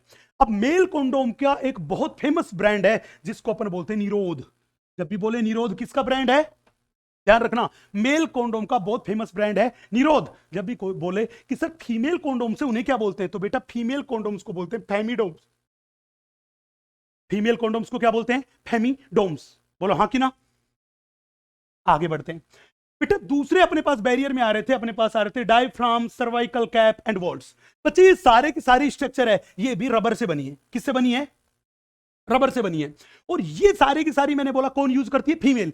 फीमेल जो है वो कोइटर और सेक्सुअल इंटरकोर्स से पहले इन स्ट्रक्चर को इंसर्ट कर लेती है अपनी वेजाइना और सर्विक्स वाले पार्ट में, और इस तरह से सर्विक्स को क्या कर देती है? ढक लेती है, कवर कर लेती है। किसकी हेल्प से? डायफ्राम और सर्वाइकल कैप और वोल्ट की हेल्प से। बोलो यस कि नो। अरे जब फीमेल ने सेक्सुअल इंटरकोर्स से पहले इन स्ट्रक्चर्स के थ्रू, इन बैरियर्स के थ्रू सर्विक्स को ढक लिया और अब वो अपने मैटिंग पार्टनर के साथ सेक्सुअल इंटरकोर्स करेगी, तो जो इजैकुलेटेड सीमन होगा वो सीमन कभी भी सर्विक्स से होता हुआ फैलोपियन ट्यूब में नहीं पहुंच पाएगा। अरे जब आगे जा ही नहीं पाएगा तो ओवा से मिलके फर्टिलाइजेशन बिल्कुल भी नहीं हो सकता। तो मैं ये कह दूं कि ये जो थी ये फीमेल कब यूज करती है? मैंने बोला सेक्सुअल इंटरकोर्स से पहले।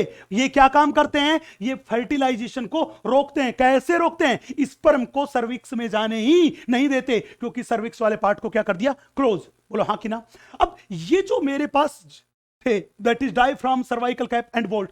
फीमेल को अगर इनकी इफेक्टिवनेस बढ़ानी है और कंसीव होने के या प्रेगनेंसी के चांस को रिड्यूस करना है तो सेक्सुअल इंटरकोर्स से लगभग 6 घंटे बाद तक इनका वहां पे सर्विक्स वाले पार्ट में लगा रहना जरूरी है। अगर आपने जल्दबाजी में इनको हटा दिया तो स्पर्म्स के अंदर जाने के चांस बढ़ जाएंगे और फर्टिलाइजेशन हो सकता है। बोलो हाँ कि ना। तो ध्यान रखना, इनको कम से कम कितनी देर लगा रहना चाहिए? लगभग 6 घंटे के आसपास तक फर्टिलाइजेशन के बाद भी लगे रहना चाहिए। बोलो हाँ कि ना? 6 घंटे के बाद फीमेल इनको इजीली रिमूव करती है एंड इनको प्रॉपरली वॉश कर लेती है एंड रख लेती है। नेक्स्ट टाइम जब सेक्सुअल इंटरकोर्स करना होगा तो दोबारा से इनको यूज कर लेगी। तो इसका मतलब कि ये जो diaphragm, cervical cap and volts है, ये डिस्पोजेबल नहीं है, इनको तो दोबारा काम में लिया जा सकता है, इसलिए कैसे हैं? रीयूजेबल है। बोलो हाँ कि ना? अब एक बड़ा प्यारा सा कंसेप्ट दिमाग में आया। क्या आया? सर ये रीयूजेबल है, ठीक बात है, लेकिन आपने बोला कि यार इनको 6 घंटे तक लगाना जरूरी है। अरे हाँ कि ना? अब कई बार ऐसा भी तो हो सकता है कि शायद 6 घंटे के बाद कोई स्पर्म अंदर चला जाए। भाई हो तो सकता है, रिस्क तो है, तो क्या करें?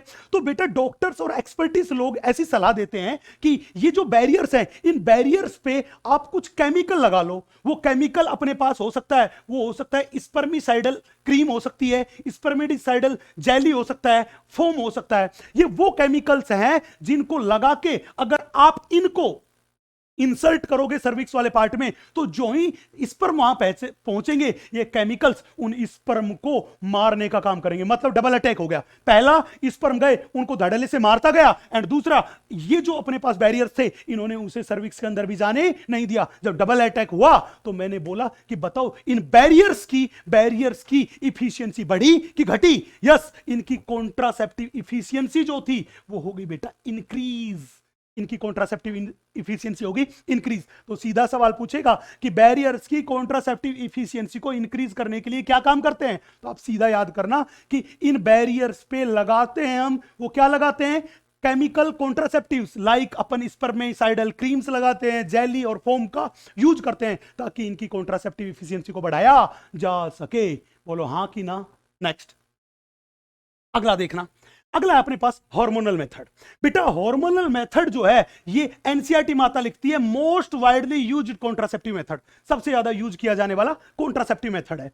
इसमें हम सिंथेटिक प्रोजेस्टेरोन और synthetic estrogen and synthetic progesterone का कॉम्बिनेशन काम में लेते हैं। क्या काम में लेते हैं? या तो अकेला प्रोजेस्टेरोन हो सिंथेटिक, या फिर सिंथेटिक एस्ट्रोजन और सिंथेटिक प्रोजेस्टेरोन का, दोनों का कॉम्बिनेशन अपन काम में लेते हैं। अब ये वाला जो मेथड था, ये भी किसके लिए था? For females.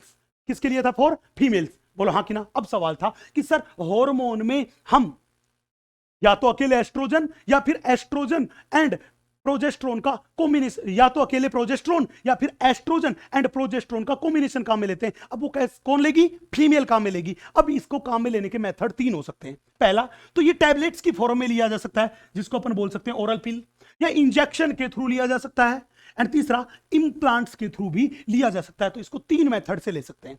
सबसे पहले हम बात कर रहे हैं ओरल पिल्स। ओरल पिल्स, यहां पे क्या होता है? फीमेल जो थी वो सिंथेटिक हार्मोन की पिल लेती है। सिंथेटिक हार्मोन की क्या लेती है? पिल। अब वो पिल का कोर्स कैसे है? बेटा ये पिल जो बात कर रहे हैं हम, डेली पिल्स के बारे में बात कर रहे हैं। किसके बारे में बात कर रहे हैं? डेली पिल्स के बारे में। अब मान लीजिए एक हेल्दी फीमेल है, उस हेल्दी फीमेल में मेंस्ट्रुअल साइकिल का जो टाइम है, हमने बोला ये रहा डे फर्स्ट, ये रहा डे 5, ये रहा डे 28 टू 29 डे। ये लीजिए, हमने बोला ये एक नॉर्मल फीमेल है जिसमें मेंस्ट्रुअल साइकिल जो था वो 28 टू 29 डेज का है। बोलो हाँ कि ना? हमने बोला ये फीमेल क्या काम करती है? ये फीमेल इस 5th डे से लेके 25, कौन सा? 25 डेज। अरे हाँ कि ना? टोटल कितने दिन हुए? ये हुए टोटल मिला के 21 डेज हुए। 21 डेज हुए। मतलब ये कि आपको पता है कि 1 से 5 डेज का ये जो टाइम पीरियड है ब्लीडिंग फेज है, तो ब्लीडिंग फेज जब खत्म होने वाली थी लगभग, तभी से उसने टैबलेट लेनी शुरू की। और कितने दिन तक ली? 21 डेज तक ली। 21 डेज कब पूरे हुए? हमने बोला यहां पे लेना शुरू किया था 5 को, तो यहां पे कितने को? 25 को हो गया। बोलो हाँ कि ना? उसके बाद ये जो आगे फीमेल थी, ये आगे वाले 7 दिन जो थे उनका 7 डेज का क्या देती है? गैप। 7 डेज का क्या देती है बेटा? गैप। ये 7 डेज के गैप में जनरली फीमेल आयरन की टैबलेट लेती है, और यही वो टाइम था जब फीमेल में मेंस्ट्रुएशन होता है। बोलो हाँ कि ना? तो एनसीईआरटी माता भी तो यही लिखती है कि pills are taken daily for 21 days. अरे हाँ कि ना? ये 21 डेज कब शुरू हुए? हमने बोला ये ब्लीडिंग फेज के लास्ट से ही शुरू हो गए। अरे हाँ कि ना, कब जाके खत्म हुए? 25 तारीख को खत्म हुए, हाँ कि ना। अब क्या हुआ? After gap of 7 days, 7 days के गैप के बाद ये दोबारा से क्या कर देगी? चालू। अरे ये 7 डेज के गैप में तो उसने आयरन की टैबलेट ली, और ये 7 डेज का टाइम वो था जब क्या लिखते हैं? ड्यूरिंग विच मेंस्ट्रुएशन अकर। जब फीमेल में मेंस्ट्रुएशन होगा वो कब होगा? इन 7 डेज के टाइम में ही होगा। अरे हाँ कि ना। सवाल था सर, ओरल पिल जो थी उसमें आपने बोला या तो अकेला प्रोजेस्टेरोन ले सकते हैं या एस्ट्रोजन और प्रोजेस्टेरोन का कॉम्बिनेशन ले सकते हैं, और ये हार्मोन सिंथेटिक हार्मोन्स है। बोलो हाँ। अब ये तो बताओ, ये कॉन्ट्रासेप्टिव पिल जो थी ये बॉडी में जाके क्या क्या चेंजेस करती है जिसकी वजह से फीमेल कंसीव नहीं कर पाती? बड़े ध्यान से देखिएगा, हमने हेडिंग डाली है एक्शन ऑफ ओरल पिल्स। सबसे पहला और सबसे मेन काम था कि जब भी फीमेल कॉन्ट्रासेप्टिव पिल लेगी, तो ये पिल लेगी, ओरल पिल लेगी, तो उनका सबसे बड़ा इफेक्ट पड़ेगा ओव्यूलेशन से। क्यों? क्योंकि पिल लेगी तो इन पिल की वजह से फीमेल के ब्लड में हॉर्मोन्स का लेवल हो जाएगा बहुत बहुत ज्यादा, और जब ज्यादा हो जाएगा तो फीमेल में ओव्यूलेशन नहीं होगा। तो इनका मेनली काम जो था, ये मेनली जो काम था, वो मेनली काम क्या था? ओव्यूलेशन को रोकना। उसके अलावा ये क्या काम करती है? अरे ये क्या काम करती है? उसके अलावा ये एंडोमेट्रियम को थिक होने से रोकती है। अरे हाँ कि ना, इसलिए एनसीईआरटी लिखती है कि pills make endometrium unsuitable for implantation. अरे जब एंडोमेट्रियम की थिकनेस ही नहीं बढ़ने देगी, तो जब तक एंडोमेट्रियम की थिकनेस बढ़ेगी नहीं, तब तक इंप्लांटेशन पॉसिबल नहीं है। तीसरा क्या काम करती है? ये अपने पास यूट्रस के सर्विक्स वाले पार्ट में जो म्यूकस है, जिसको बोलते हैं सर्वाइकल म्यूकस, उस सर्वाइकल म्यूकस की क्वालिटी को कर देती है अल्टर, मतलब उसको बहुत ज्यादा गाढ़ा बना देती है, जिससे स्पर्म जो थे वो स्पर्म मूवमेंट करके फैलोपियन ट्यूब में नहीं जा पाएंगे। अरे जब फैलोपियन ट्यूब में स्पर्म जा ही नहीं पाएंगे तो फर्टिलाइजेशन नहीं हो पाएगा। बोलो हाँ कि ना। नेक्स्ट, चौथा काम क्या करती है? ये स्पर्म की motility and secretory activity of fallopian tube को भी क्या कर देती है? घटा देती है। स्पर्म की मोटिलिटी भी क्या कर दी? कम। प्लस फैलोपियन ट्यूब की वॉल से मटेरियल का सिक्रेशन क्या कर दिया? कम। जब मटेरियल का सिक्रेशन कम हो गया तो स्पर्म की मोटिलिटी भी कम है, और उस मटेरियल की कमी की वजह से स्पर्म की मूवमेंट क्या हो गई? और कम हो गई, जिससे स्पर्म के ओवा तक पहुंचने के चांस क्या हो गए बेटा? बहुत कम हो गए। बोलो हाँ कि ना।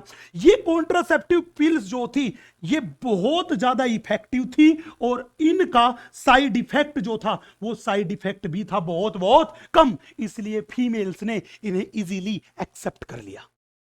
अरे हाँ कि ना।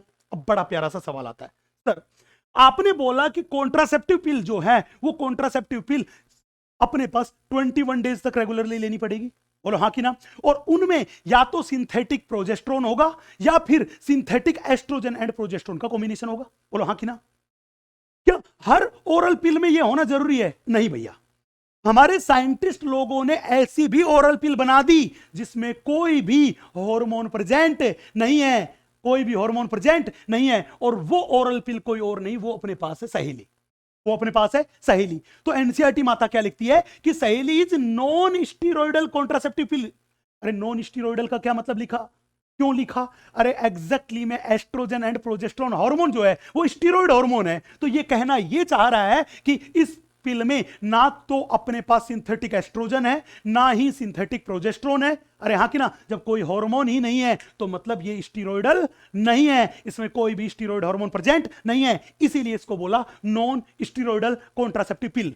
और इस पिल को बनाया गया, वो बनाया गया सीडीआरआई लखनऊ के द्वारा। किसके द्वारा? सीडीआरआई लखनऊ। सीडीआरआई की फुल फॉर्म पक्का याद रखनी है, central drug research institute, central drug research institute जो कि लखनऊ में, उसने ये पिल बनाई। बोलो हाँ कि ना। अब इस पिल की खास बात थी, इस पिल को अपन बोलते हैं वंस ए वीक पिल। क्या बोलते हैं? Once a week pill. मतलब पहली वाली पिल थी वो फीमेल को डेली लेनी पड़ रही थी, ये वीकली पिल है जिसको एक वीक में एक बार ही लेना पड़ेगा। बोलो हाँ कि ना। एक वीक में एक बार ही लेना पड़ेगा। अब खास बात यह थी कि इसका साइड इफेक्ट जो था वो भी बहुत कम था, लेकिन इसकी कॉन्ट्रासेप्टिव इफिशियंसी जो वैल्यू थी वो थी बहुत बहुत ज्यादा। मतलब ये बहुत ज्यादा क्या थी? इफेक्टिव।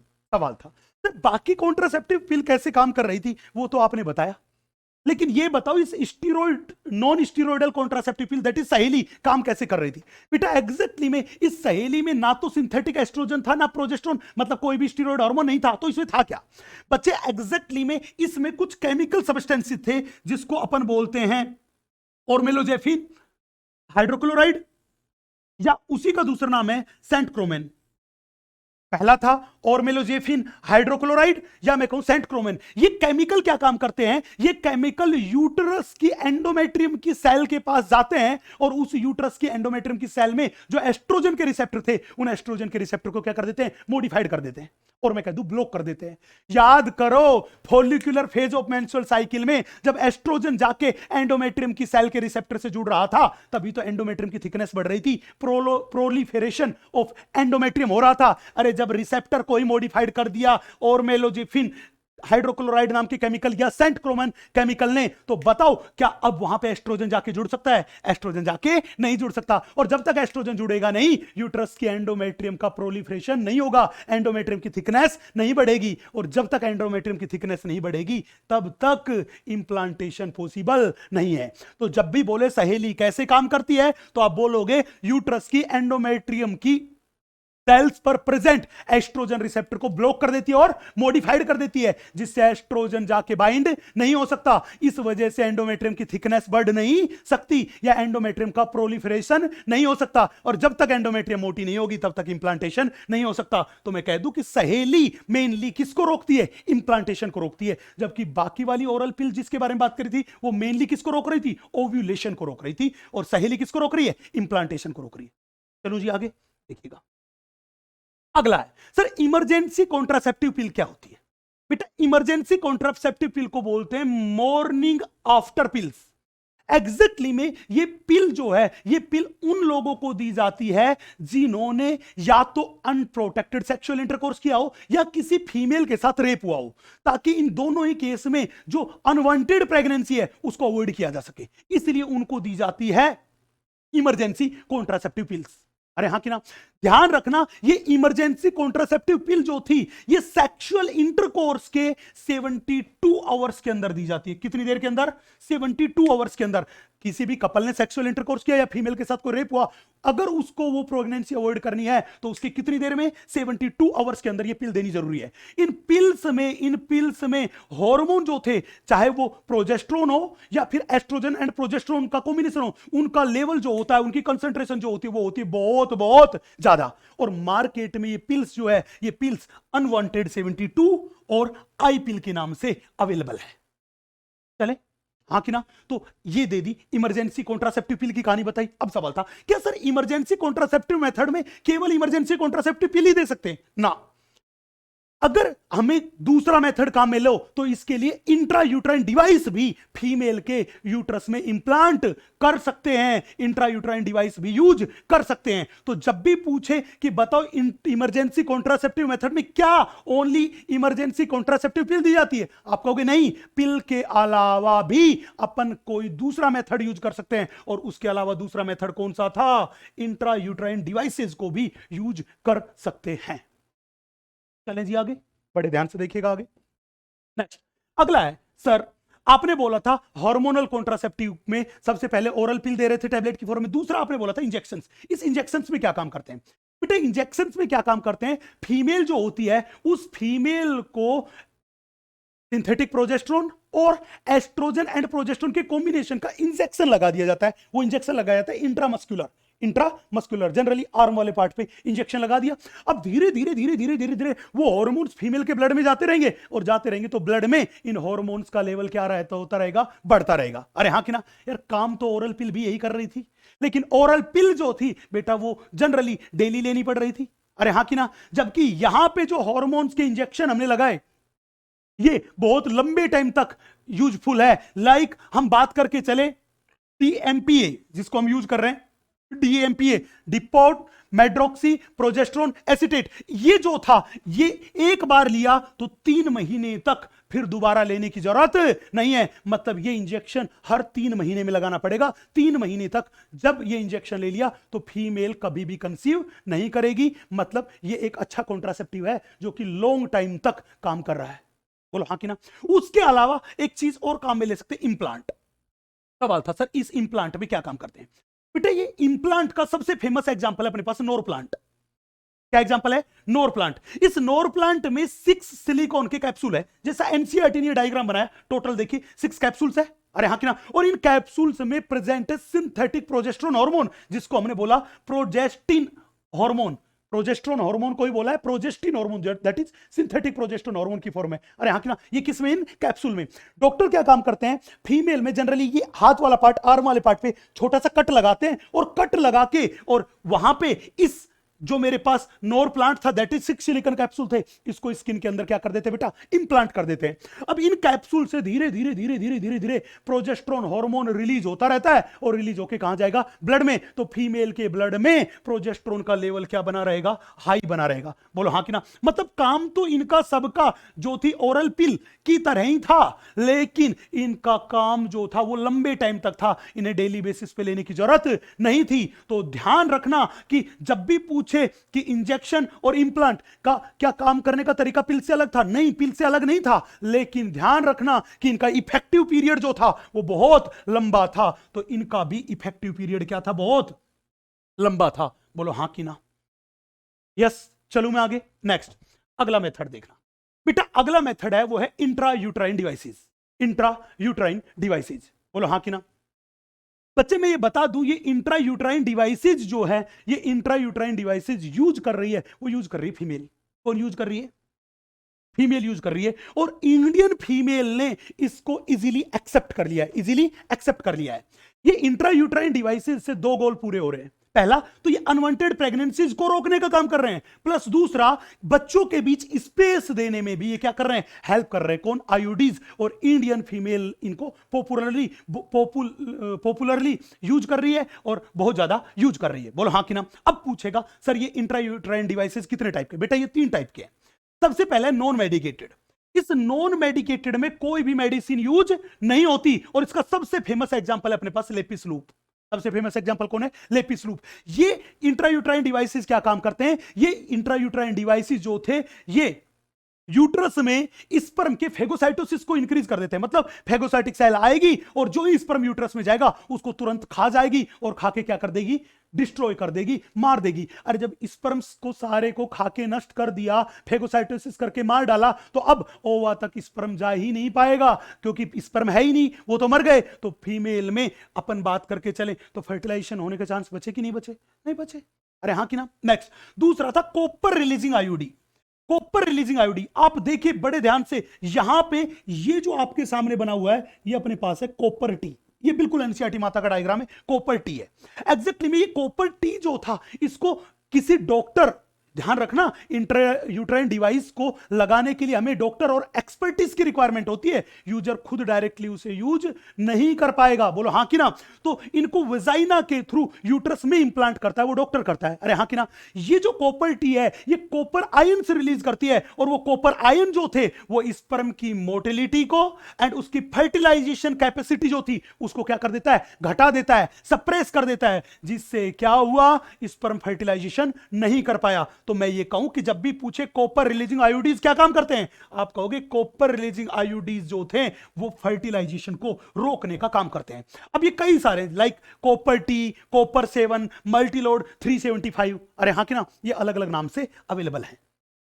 चलें, तो ये क्या काम करता है, स्पर्म का फेगोसाइटिस करवा के और उन्हें डिस्ट्रॉय करवाता है। ये क्या काम करते हैं, स्पर्म जो थे उन स्पर्म की फर्टिलाइजेशन कैपेसिटी और मैं कहूं मोटिलिटी जो थी उस दोनों को क्या कर देते हैं, रिड्यूस। इन सब में तीनों में बेस्ट मेथड है, वो बेस्ट मेथड कौन सा है, वो बेस्ट मेथड है मेरे पास हार्मोन रिलीजिंग आईयूडीज। बेटे ये हार्मोन रिलीजिंग आईयूडीज जो है इनको भी वेजाइना के थ्रू यूट्रस में इंप्लांट किया जाता है। ये हार्मोन रिलीज करती है, और वो हार्मोन क्या काम करते हैं, वो हार्मोन सबसे पहले यूट्रस का एनवायरनमेंट जो था उसको अनफेवरेबल बना देते हैं, जिसकी वजह से इंप्लांटेशन नहीं हो पाता।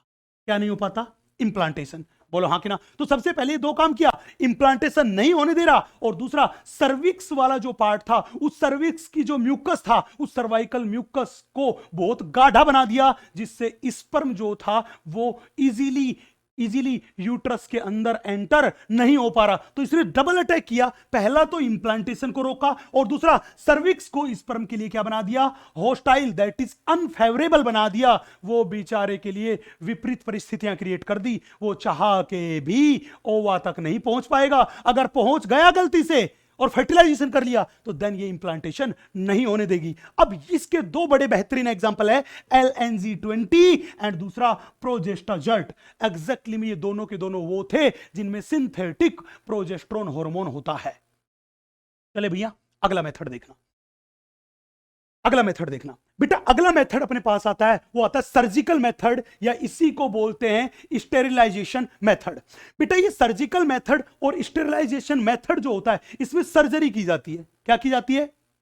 सर्जरी। सर्जरी करके क्या काम किया? देखिए यहां पे मेल जो था, उस मेल में सर्जरी के थ्रू मेल जो था, उस मेल की वासा डिफरेंस वाला जो पार्ट था, मेल की जो वासा डिफरेंस जो थी, वास डिफरेंस जो थी, जो कि क्या काम कर रही थी, जो कि स्पर्म का ट्रांसपोर्ट कर रही थी, उसको कट कर दिया और कट करके बांध दिया। बोलो हाँ कि ना। अब क्या होगा, यहां से स्पर्म आएंगे, स्पर्म आएंगे, स्पर्म आएंगे, लेकिन स्पर्म यहां तक तो आ गए, इससे आगे होके बाहर नहीं निकल सकते। मतलब यह हुआ कि अगर ये मेल जिसमें अपने पास सर्जरी के थ्रू इस वास डिफरेंस को कट करवा लिया, दैट इज, इस प्रोसेस को बोलते हैं, इस प्रोसेस को, वास डिफरेंस के कट करने के प्रोसेस को बोलते हैं वैसेक्टोमी। जिस मेल ने ये कट करवा लिया, अब उसमें सेक्सुअल इंटरकोर्स के टाइम तो सीमन तो निकलेगा, लेकिन सीमन में स्पर्म नहीं होगा। मतलब यहां पे मैं कहूं तो अपने पास होगा सीमन विदाउट स्पर्म्स। अरे हाँ कि ना। अगर मान लीजिए कोई फीमेल जो थी, वो फीमेल सर्जिकल प्रोसेस के थ्रू अपनी फैलोपियन ट्यूब को कट करा ले, तो फीमेल में फैलोपियन ट्यूब को कट किया और कट करके क्या कर दिया बेटा, बांध दिया। बोलो हाँ कि ना। तो अब फीमेल में जो ओवा आएगा वो ओवरी से निकलेगा, इस एम्पुला में तो पहुंच गया। अगर इधर से स्पर्म जा रहा है तो स्पर्म केवल यहीं तक पहुंच पाया, मतलब ओवा एंड स्पर्म कभी भी मिल नहीं पाएंगे। बोलो हाँ कि ना। जब मिल नहीं पाएंगे तो फर्टिलाइजेशन नहीं होगा। तो हुआ क्या, हमने बोला कि फीमेल की फैलोपियन ट्यूब को काट के और क्या कर दिया, बांध दिया। फीमेल में स्टेरिलाइजेशन मेथड जो था, जिसमें फैलोपियन ट्यूब को काट के बांधा जाता है, उसे बोलते हैं ट्यूबेक्टोमी। मेल में क्या बोलते हैं, मेल में वास डिफरेंस को बांधा, इसको बोलते हैं वैसेक्टोमी। ध्यान रखना, ट्यूबेक्टोमी एंड वैसेक्टोमी में मेन काम किया गया, इसमें हमने सर्जिकल मेथड के थ्रू गैमिट के ट्रांसपोर्ट का जो रास्ता था उसे ही क्या कर दिया, ब्लॉक कर दिया, उसे ही काट डाला, जिसकी वजह से फर्टिलाइजेशन नहीं होगा, मतलब फीमेल में प्रेगनेंसी नहीं होगी। बोलो हाँ कि ना, पहली बात। लेकिन यार ये जो मेथड था उसके सामने दिक्कत ये थी कि अगर आपने एक बार काट दिया तो दोबारा इनको जोड़ पाना पॉसिबल नहीं है, या जोड़ने के चांस ना के बराबर है। तो कहने का मतलब, एक अच्छे कॉन्ट्रासेप्टिव का करैक्टर बताया था हमने, रिवर्सिबिलिटी। तो बताओ क्या सर्जिकल मेथड के रिवर्सिबिलिटी के चांस है? नहीं, बहुत कम चांस है। तो यह बात ध्यान रखना कि यह मेथड केवल उसी कपल के लिए यूजफुल है जिनको और बच्चे नहीं चाहिए। इसीलिए एनसीईआरटी माता लिखती है कि these are terminal method to prevent any more pregnancies, कि जिसको और ज्यादा बच्चे कभी भी नहीं चाहिए, क्योंकि कि इनकी रिवर्सिबिलिटी के चांसेस जो है वो बहुत ही क्या है, कम। लेकिन इफेक्टिव तो ये बहुत ज्यादा है, ठीक है जी। नेक्स्ट देखिएगा, अगली बात करते हैं MTP, that is medical termination of pregnancy. सबसे पहली बात है, सर एमटीपी है क्या? बेटा एमटीपी एक करेक्टिव मेथड है। करेक्ट किसको किया जाता है? पहले गलती हो गई, भूल हो गई, उसको सुधारने का मेथड है। बोला क्या? बोलो मान लीजिए किसी कपल ने अनप्रोटेक्टेड सेक्सुअल इंटरकोर्स किया और एक्सीडेंटली फीमेल जो थी, वो फीमेल क्या हो गई, कंसीव कर गई, प्रेग्नेंट हो गई। बोलो हाँ कि ना। तो अब क्या हुआ कि फीमेल जो थी, वो फीमेल अपनी मर्जी से वॉलंटरी अबॉर्शन करवाना चाहती है, किसके थ्रू? मेडिसिन। अरे हाँ कि ना। तो ध्यान रखना, मेडिकल टर्मिनेशन ऑफ प्रेगनेंसी क्या होता है कि जब वॉलंटरी या अपने पास इंटेंशनली कोई फीमेल अबॉर्शन करवाना चाहे, या मैं कह दूं कि प्रीमैच्योर डिलीवरी करवाना चाहे, तो उसी को अपन बोलते हैं मेडिकल टर्मिनेशन ऑफ प्रेगनेंसी। मतलब इसमें अपनी इच्छा से सोच समझ के फीमेल क्या करवाती है, अबॉर्शन करवाती है by the help of medicine. इसमें कोई भी सर्जरी नहीं होती। तो ध्यान रखना, एमटीपी एक नॉन सर्जिकल प्रोसेस है जिसमें मेडिसिन की हेल्प से क्या करवाया जाता है, अबॉर्शन करवाया जाता है। बोलो हाँ कि ना। अब आपको बता दूं कि पूरी दुनिया में हर साल लगभग 45 टू 50 मिलियंस अबॉर्शन होते हैं। अरे हाँ कि ना। आप ये बात जान के सरप्राइज होंगे कि ये जो पूरी दुनिया में अबॉर्शन पर साल हो रहे हैं, ये पूरी दुनिया में जो टोटल फीमेल कंसीव कर रही है, प्रेगनेंसी है, जो total pregnancy of the world है, उसका अबाउट 1/5 पार्ट, और मैं कह दूं about 20% part of total pregnancies in the world.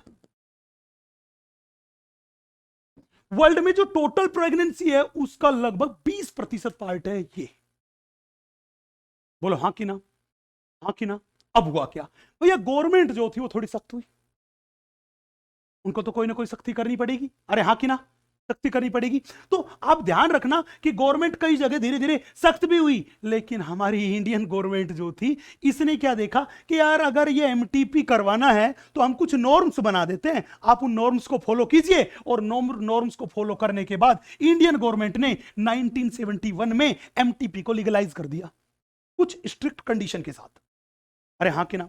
और ये एमटीपी है, ये फर्स्ट ट्राइमेस्टर में, दैट इज 12 वीक तक की प्रेगनेंसी में बहुत सेफ है, आप इजीली करवा सकते हो। लेकिन मोर देन 12 वीक अगर आप चले गए, more than 12 week and less than 24 week, अरे हां कि ना, उस टाइम पे जो रिस्क थे वो रिस्क सर्वाइवल के क्या हो जाएंगे बेटा, वो रिस्क सर्वाइवल के जो चांस थे वो होंगे कम, मतलब रिस्क जो था वो क्या हो जाएगा, बढ़ जाएगा। तो जब भी पूछे कि एमटीपी सेफ कब है, आप कहोगे फर्स्ट ट्राइमेस्टर में अप टू 12 वीक तक। बोलो हाँ कि ना। वो पूछेगा इंडियन गवर्नमेंट ने एमटीपी को लीगलाइज कब किया, 1971 में किया। बोलो हाँ कि ना। वो कहेगा अगर बताओ सेकंड ट्राइमेस्टर में अबॉर्शन कराया जाए तो वो सेफ है कि रिस्की, आप बोलोगे सेकंड ट्राइमेस्टर में अबॉर्शन जो है वो बहुत ज्यादा रिस्की है।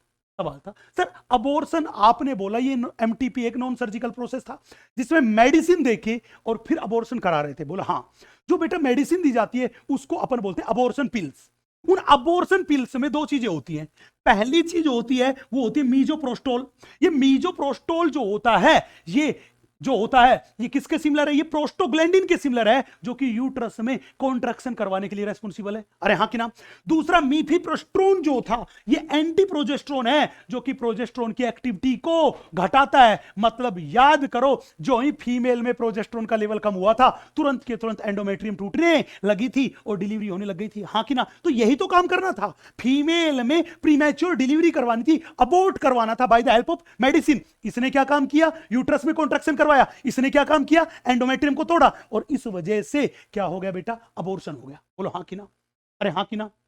अब हुआ क्या, अब हुआ ये कि 2017 में जो medical termination of pregnancy amendment act जो आया वो 2017 आया। उस 2017 में क्या किया गया, वो किया गया कि बोलो भैया बहुत सारे लोग इसका बहुत ज्यादा मिसयूज कर रहे हैं, है ना, मिसयूज कर रहे हैं और छिपके कर रहे हैं, इलीगली कर रहे हैं। तो इन्होंने क्या काम किया, कुछ नई कंडीशंस रख दी कि ये कंडीशन आप फुलफिल कर लो और आप लीगली ही ये काम करा लो। कंडीशन क्या थी, बोला अगर कोई फीमेल में फर्स्ट 12 वीक की प्रेगनेंसी है और वहां पे ऐसा लगता है कि इस प्रेगनेंसी को कंटिन्यू करने में मदर को दिक्कत है, या वो प्रेगनेंसी हुई वो रेप की वजह से हुई, या वो प्रेगनेंसी है वो एक अनवांटेड प्रेगनेंसी है, या जो डेवलपिंग फीटस है वो एबनॉर्मल है, तो बोले इस केस में आप केवल एक डॉक्टर से ओपिनियन ले लो, एक मेडिकल प्रैक्टिशनर से ओपिनियन ले लो। तो मैंने बोला इसमें opinion of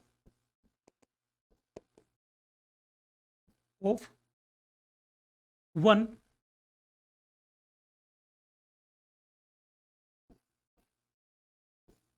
doctor is required. तो इसके लिए आपको केवल एक ही डॉक्टर का ओपिनियन लेना है। अगर वो डॉक्टर लिख के दे देगा कि भैया करा लो तो करवा सकते हो। लेकिन अगर प्रेगनेंसी 12 वीक से ज्यादा है और 24 वीक से कम है, मतलब सेकंड ट्राइमेस्टर वाली है, तो याद करो मैंने बोला सेकंड ट्राइमेस्टर में रिस्क क्या हो गए, बढ़ गए। अगर इतनी ज्यादा है तो इस केस में आपको एक नहीं 2 डॉक्टर का ओपिनियन लेना पड़ेगा, और दोनों का ओपिनियन क्या आना चाहिए, सेम। तो यहां पे हमने बोला क्या, opinion of 2 doctors are required। दो डॉक्टर के ओपिनियन की रिक्वायरमेंट होगी। जब दोनों डॉक्टर का सेम सेम ओपिनियन आएगा तभी आप अबॉर्ट करवा सकते हो, अदरवाइज अबॉर्ट नहीं करवा सकते। चले भैया अपना आगे नेक्स्ट अगली कंडीशन देखना। बेटा अपने पास एक केस आया इनफर्टिलिटी। सवाल सबसे बड़ा था कि सर ये इनफर्टिलिटी होता क्या है। बेटा इनफर्टिलिटी की सीधी सी बात थी कि एक कपल जो था, एक कपल को हमने 2 साल के लिए छोड़ दिया कि आप 2 साल तक अगर आप अनप्रोटेक्टेड सेक्सुअल इंटरकोर्स करते हैं और अगर तब भी बच्चा पैदा नहीं कर सकते तो फिर ध्यान रखना कहीं ना कहीं इनफर्टिलिटी के चांस है। बोलो हाँ कि ना। तो जब भी बोले कि इनफर्टिलिटी है क्या तो बोलोगे कि एक कपल 2 साल तक अनप्रोटेक्टेड सेक्सुअल इंटरकोर्स करने के बाद भी अगर बच्चा पैदा नहीं कर पाता तो इस कंडीशन को क्या बोलते हैं, इनफर्टिलिटी। सवाल था सर इनफर्टिलिटी की वजह क्या है। बेटा इनफर्टिलिटी की कई सारी वजह हो सकती है। हो सकता है इसकी कोई फिजिकल वजह हो सकता है इसकी कोई कॉन्जेनाइटल वजह हो सकता है कोई इसकी इम्यूनोलॉजिकल वजह हो सकता है इसकी कोई साइकोलॉजिकल डिजीज वाली वजह हो सकता है कोई पर्सन जो था उसमें ड्रग्स वगैरह की वजह से ऐसी कोई एबनॉर्मलिटी आ गई। अरे हाँ कि ना। तो जब भी पूछे इनफर्टिलिटी की वजह आप कहोगे उसकी वजह फिजिकल भी हो सकती है, कॉन्जेनाइटल भी हो सकती है, इम्यूनोलॉजिकल भी हो सकती है, साइकोलॉजिकल भी हो सकती है और ड्रग्स की वजह से भी हो सकता है। अरे हाँ कि ना। सवाल था गुरुजी अगर मान लीजिए कोई पर्सन जो था, कोई कपल जो था वो इनफर्टाइल है तो फिर क्या उनको कभी भी बच्चा नहीं मिल सकता? नहीं। आजकल मेडिकल साइंस बहुत ज्यादा आगे बढ़ चुका है तो अपने पास मेडिकल साइंस में कई ऐसी टेक्नोलॉजी है जो ऐसे पर्सन को भी बच्चे पैदा करने का सुख दे सकती है। बोला सर वो क्या थी? बेटा मेडिकल साइंस की वो टेक्नोलॉजी जो ये लोग यूज ले सकते हैं उनको शॉर्ट में बोलते हैं ART। क्या बोलते हैं? ART। फुल फॉर्म याद रखनी है आपको, assisted reproductive technology. ART assisted reproductive technology. इनकी हेल्प से ये कपल भी बच्चा पैदा कर सकते हैं। अब इस ART that is assisted reproductive technology में फर्टिलाइजेशन जो होता है वो फर्टिलाइजेशन के 2 मेथड है। कितने मेथड है? 2 मेथड है। पहला मेथड हमने बोला बच्चे कि फर्स्ट मेथड को हमने बोला इन विट्रो फर्टिलाइजेशन। जब फर्टिलाइजेशन फीमेल की बॉडी के बाहर हो तो हमने बोला ये क्या है? फर्टिलाइजेशन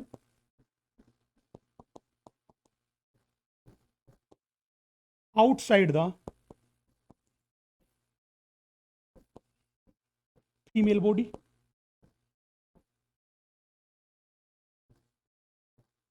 जब फीमेल की बॉडी से बाहर फर्टिलाइजेशन हो तो उसे क्या बोलते हैं? In vitro fertilisation. अगर फर्टिलाइजेशन फीमेल की बॉडी में हो तो उसे क्या बोलते हैं? In vivo fertilisation. तो हमने बोला ये क्या था? Fertilisation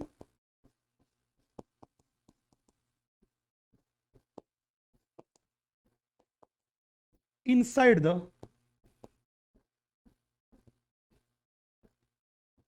female body.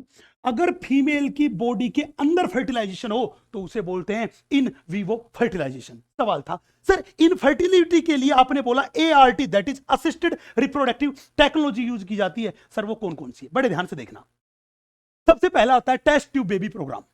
बेटा टेस्ट ट्यूब बेबी प्रोग्राम में क्या काम करते हैं बच्चे? टेस्ट ट्यूब बेबी प्रोग्राम में हमने क्या काम किया? एक हस्बैंड से या किसी डोनर मेल से स्पर्म को कलेक्ट किया। डोनर मेल से किसको कलेक्ट किया? स्पर्म को। इधर वाइफ से या किसी डोनर फीमेल से ओवा को कलेक्ट किया और ओवा को कलेक्ट करके हमने डाल दिया इस टेस्ट ट्यूब में। ध्यान रखना ये सारे का सारा काम लेबोरेटरी में किया जाएगा और लेबोरेटरी में वैसा ही एनवायरनमेंट क्रिएट किया जाएगा जैसा फीमेल की बॉडी में होता है। बोलो हाँ कि ना। स्पर्म भी ओवा भी। अब ये दोनों के दोनों कहां डाल दिए? फीमेल की बॉडी से बाहर, दैट इज टेस्ट ट्यूब में। अब इस टेस्ट ट्यूब में ही इनका क्या होगा बेटा? इनका होगा फर्टिलाइजेशन। तो मेरे को बताओ टेस्ट ट्यूब बेबी प्रोग्राम में फर्टिलाइजेशन हुआ वो फीमेल की बॉडी के अंदर हुआ कि बाहर हुआ? आप कहोगे गुरुजी बाहर हुआ, टेस्ट ट्यूब में हुआ। तो इसका मतलब कि टेस्ट ट्यूब बेबी प्रोग्राम में फर्टिलाइजेशन होता है वो इन विवो की इन विट्रो। तो ध्यान रखना यहां पे मेरे पास है इन विट्रो फर्टिलाइजेशन। कैसा हुआ? इन विट्रो फर्टिलाइजेशन हुआ जो कहां पे हुआ? टेस्ट ट्यूब में हुआ। इधर से हैप्लॉइड स्पर्म आए, इधर से हैप्लॉइड ओवा आया, टेस्ट ट्यूब में इन्होंने बना लिया डिप्लॉइड जाइगोट। धीरे धीरे जाइगोट में माइटोसिस होने लगे और ये जाइगोट धीरे धीरे किस में कन्वर्ट होने लगा? एम्ब्रियो में। किस में कन्वर्ट होने लगा? एम्ब्रियो में।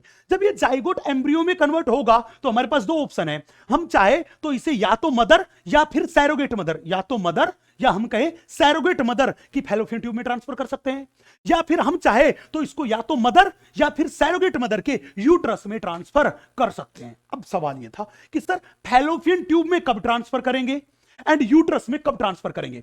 बेटा अगर इस एम्ब्रियो जो था, इस एम्ब्रियो में ब्लास्टोमियर्स जो है वो अप टू 8 है, मतलब अप टू 8 सेल्स स्टेज में हम इसको कहां ट्रांसफर कर सकते हैं? फैलोपियन ट्यूब में। अरे हां कि ना? तो हमने बोला अप टू 8 ब्लास्टोमियर्स कहां ट्रांसफर करेंगे? फैलोपियन ट्यूब में। जब भी पूछे यूट्रस में कब करेंगे, मैंने बोला मोर देन 8 ब्लास्टोमियर्स।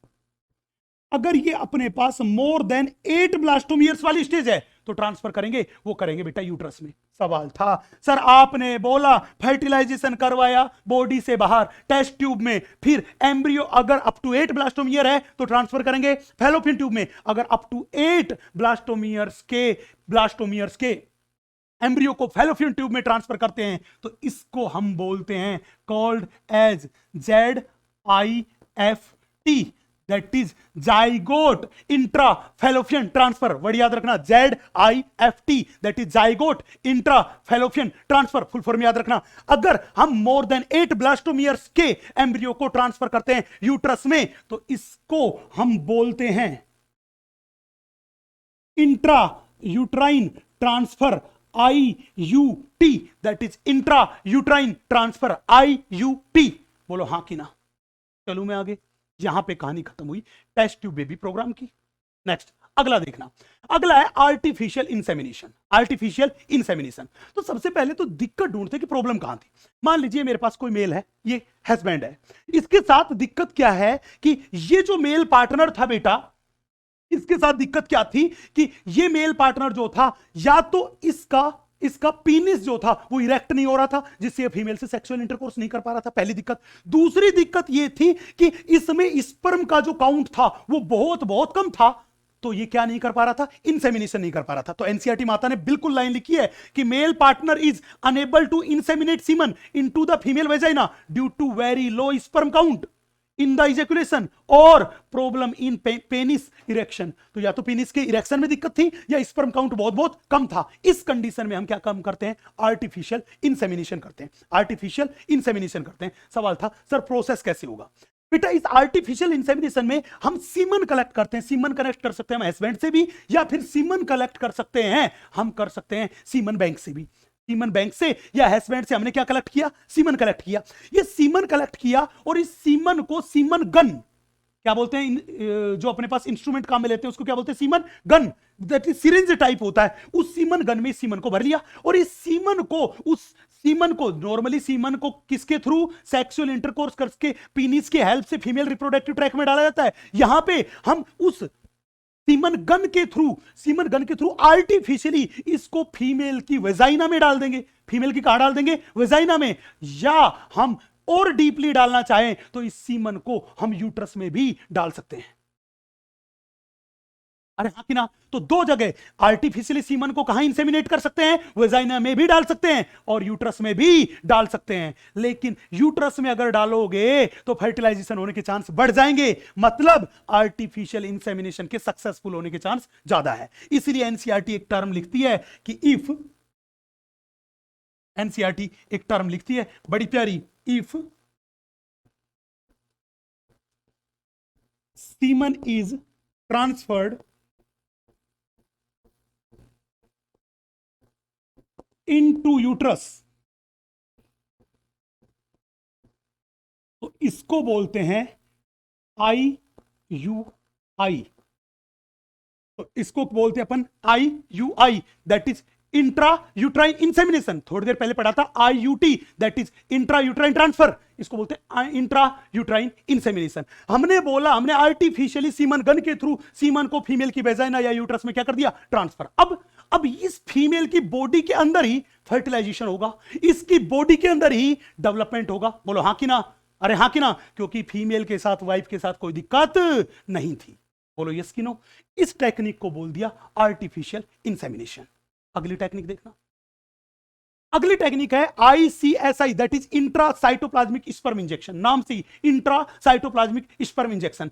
हमने मान लिया ये कोई फीमेल है, ये कोई मेल है, अरे हाँ कि ना, हमने मेल से स्पर्म कलेक्ट किए एंड फीमेल से ओवा कलेक्ट किया। ओव्यूलेशन के बाद जो ओवा आया वो कलेक्ट कर लिया, अरे हाँ कि ना।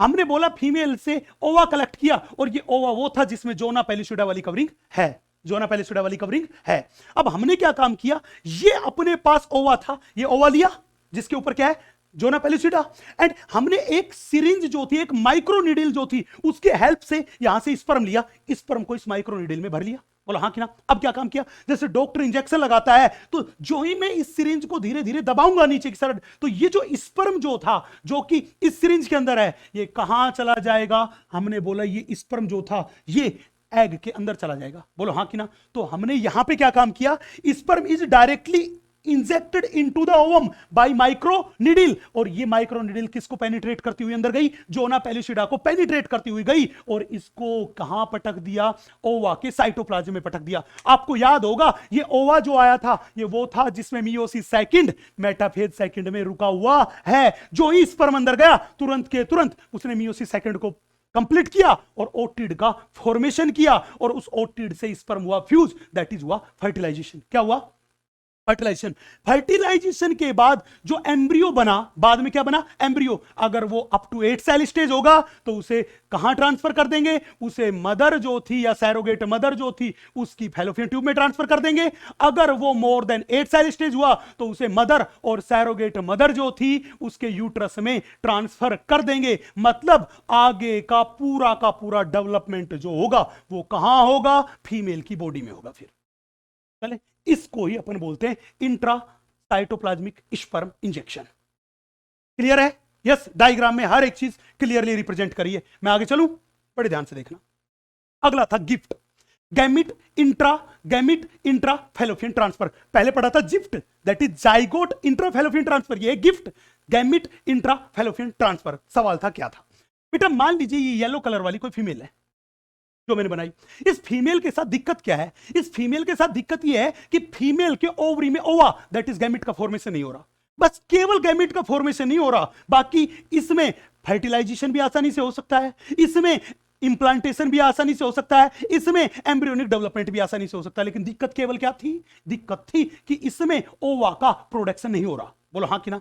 तो अगर हम ये चाहें कि ये फीमेल बेबी को बर्थ दे तो हम क्या कर सकते हैं, प्रॉब्लम का सॉल्यूशन क्या था, अगर मैं इस फीमेल को बाहर से गैमिट दैट इज ओवा अवेलेबल करा दूं तो बाकी सारा काम इस फीमेल की बॉडी में हो सकता है कि नहीं हो सकता, बिल्कुल हो सकता है। तो हमने यही काम किया, हमने एक डोनर, एक नॉर्मल फीमेल ढूंढी, डोनर ढूंढी और उसकी बॉडी से ओवा कलेक्ट किया।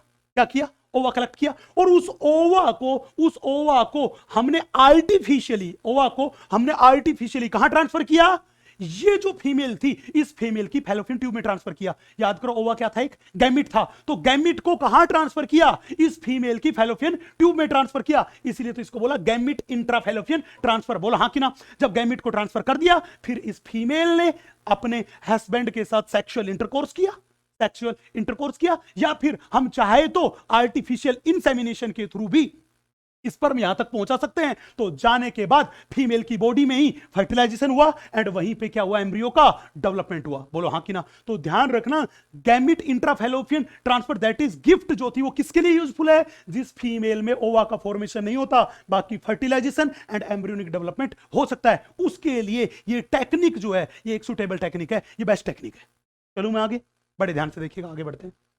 अगला देखना, अपन बात कर रहे हैं STI that is sexually transmitted infection. इस सेक्सुअली ट्रांसमिटेड इन्फेक्शन जो थी ये एग्जैक्टली में अनप्रोटेक्टेड सेक्सुअल इंटरकोर्स करने की वजह से एक पर्सन से दूसरे पर्सन में स्प्रेड होते हैं। इन्हीं को बोलते हैं सेक्सुअली ट्रांसमिटेड इन्फेक्शन, इन्हीं को बोलते हैं सेक्सुअली ट्रांसमिटेड डिजीज, इसी को बोलते हैं वेनेरियल डिजीज, इसे ही बोलते हैं reproductive tract infection that is RTI। बेटा नाम याद रखना है। बोलो हाँ कि ना। अब बात थी सर, अगर ये पूछे तो ये इन्फेक्शन होने की प्रोबेबिलिटी कब है सबसे ज्यादा, बेटा ऐसा स्टडी में पाया गया कि एसटीआई के होने की प्रोबेबिलिटी जो है वो 15 टू 24 के एज ग्रुप में सबसे ज्यादा चांस है इन एसटीआई के होने के। कब? 15 टू 24। मतलब आप लोगों का जो एज ग्रुप है उनमें एसटीआई और एसटीडीज के होने का चांस बहुत ज्यादा है। सवाल था सर क्या आप किसी एसटीआई के एग्जांपल बता सकते हैं? यस, अपने पास खूब सारे एसटीआई है। दैट इज एड्स रहा, हेपेटाइटिस बी रहा, जेनाइटल हार्पिस रहा, गोनोरिया हुआ, सिफिलिस हुआ, जेनाइटल वॉर्ट्स हुआ, क्लेमाइडिया हुआ, ट्राइकोमोनियासिस हुआ। ये सारे के सारे जो अपने पास हैं, ये अपने पास एसटीआईज हैं जो प्रोटोजोन से, बैक्टीरिया से और वायरस से हो रहे हैं। बोलो हाँ कि ना? लेकिन बात ध्यान रखना, सवाल पूछेगा क्या सारे के सारे एसटीआई जो थे वो कंप्लीटली क्यूरेबल है? मैं कहूंगा नहीं। आप इन 3 एसटीआई को बड़े ध्यान से देखिएगा। ये जो 3 एसटीआई जो हैं, ये तीनों के तीनों वो थे जो कि क्यूरेबल नहीं है। तो मैंने बोला ये है नॉट कंप्लीटली क्यूरेबल। ये कंप्लीटली क्यूरेबल नहीं है। जो भी पूछे कौन से कंप्लीटली क्यूरेबल नहीं है, आप बोलोगे AIDS, hepatitis B and genital herpes, ये वो थे जो कंप्लीटली क्यूरेबल नहीं है। लेकिन अगर इनको छोड़ के हम बाकी के बारे में बात करके चले, लाइक गोनोरिया के बारे में बात करके चले, सिफिलिस के बारे में बात करके चले, जेनिटल वॉर्ट्स के बारे में बात करके चले, क्लेमाइडिया के बारे में बात करके चले, ट्राइकोमोनियासिस के बारे में बात करें, बेटा ये कंप्लीटली क्यूरेबल है अगर इनको अर्ली स्टेज में डिटेक्ट किया जाए। तो मैंने बोला they are completely curable if detected in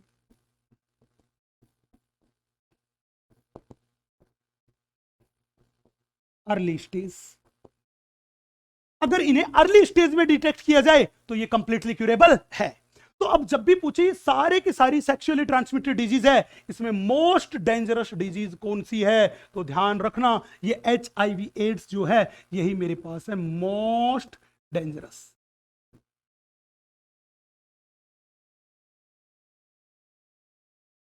most dangerous STI कौन सी है? वो अपने पास है इनमें सब में एचआईवी एड्स। आपको बता दूं hepatitis B and HIV AIDS जो है वो ब्लड ट्रांसफ्यूजन से, इन्फेक्टेड पर्सन की नीडल को यूज करने से एंड प्लेसेंटा से मदर से फीटस में भी जा सकते हैं। बोलो हाँ कि ना? सवाल था सर ये एसटीआई जो थे, ये एसटीआई आपने बोला कि लगभग 15 टू 24 के एज ग्रुप में ज्यादा है। क्या हमारे पास इनके कोई सिम्टम्स है जिससे हम इनको अर्ली स्टेज में पहचान सके? बेटा बिल्कुल अपने पास है।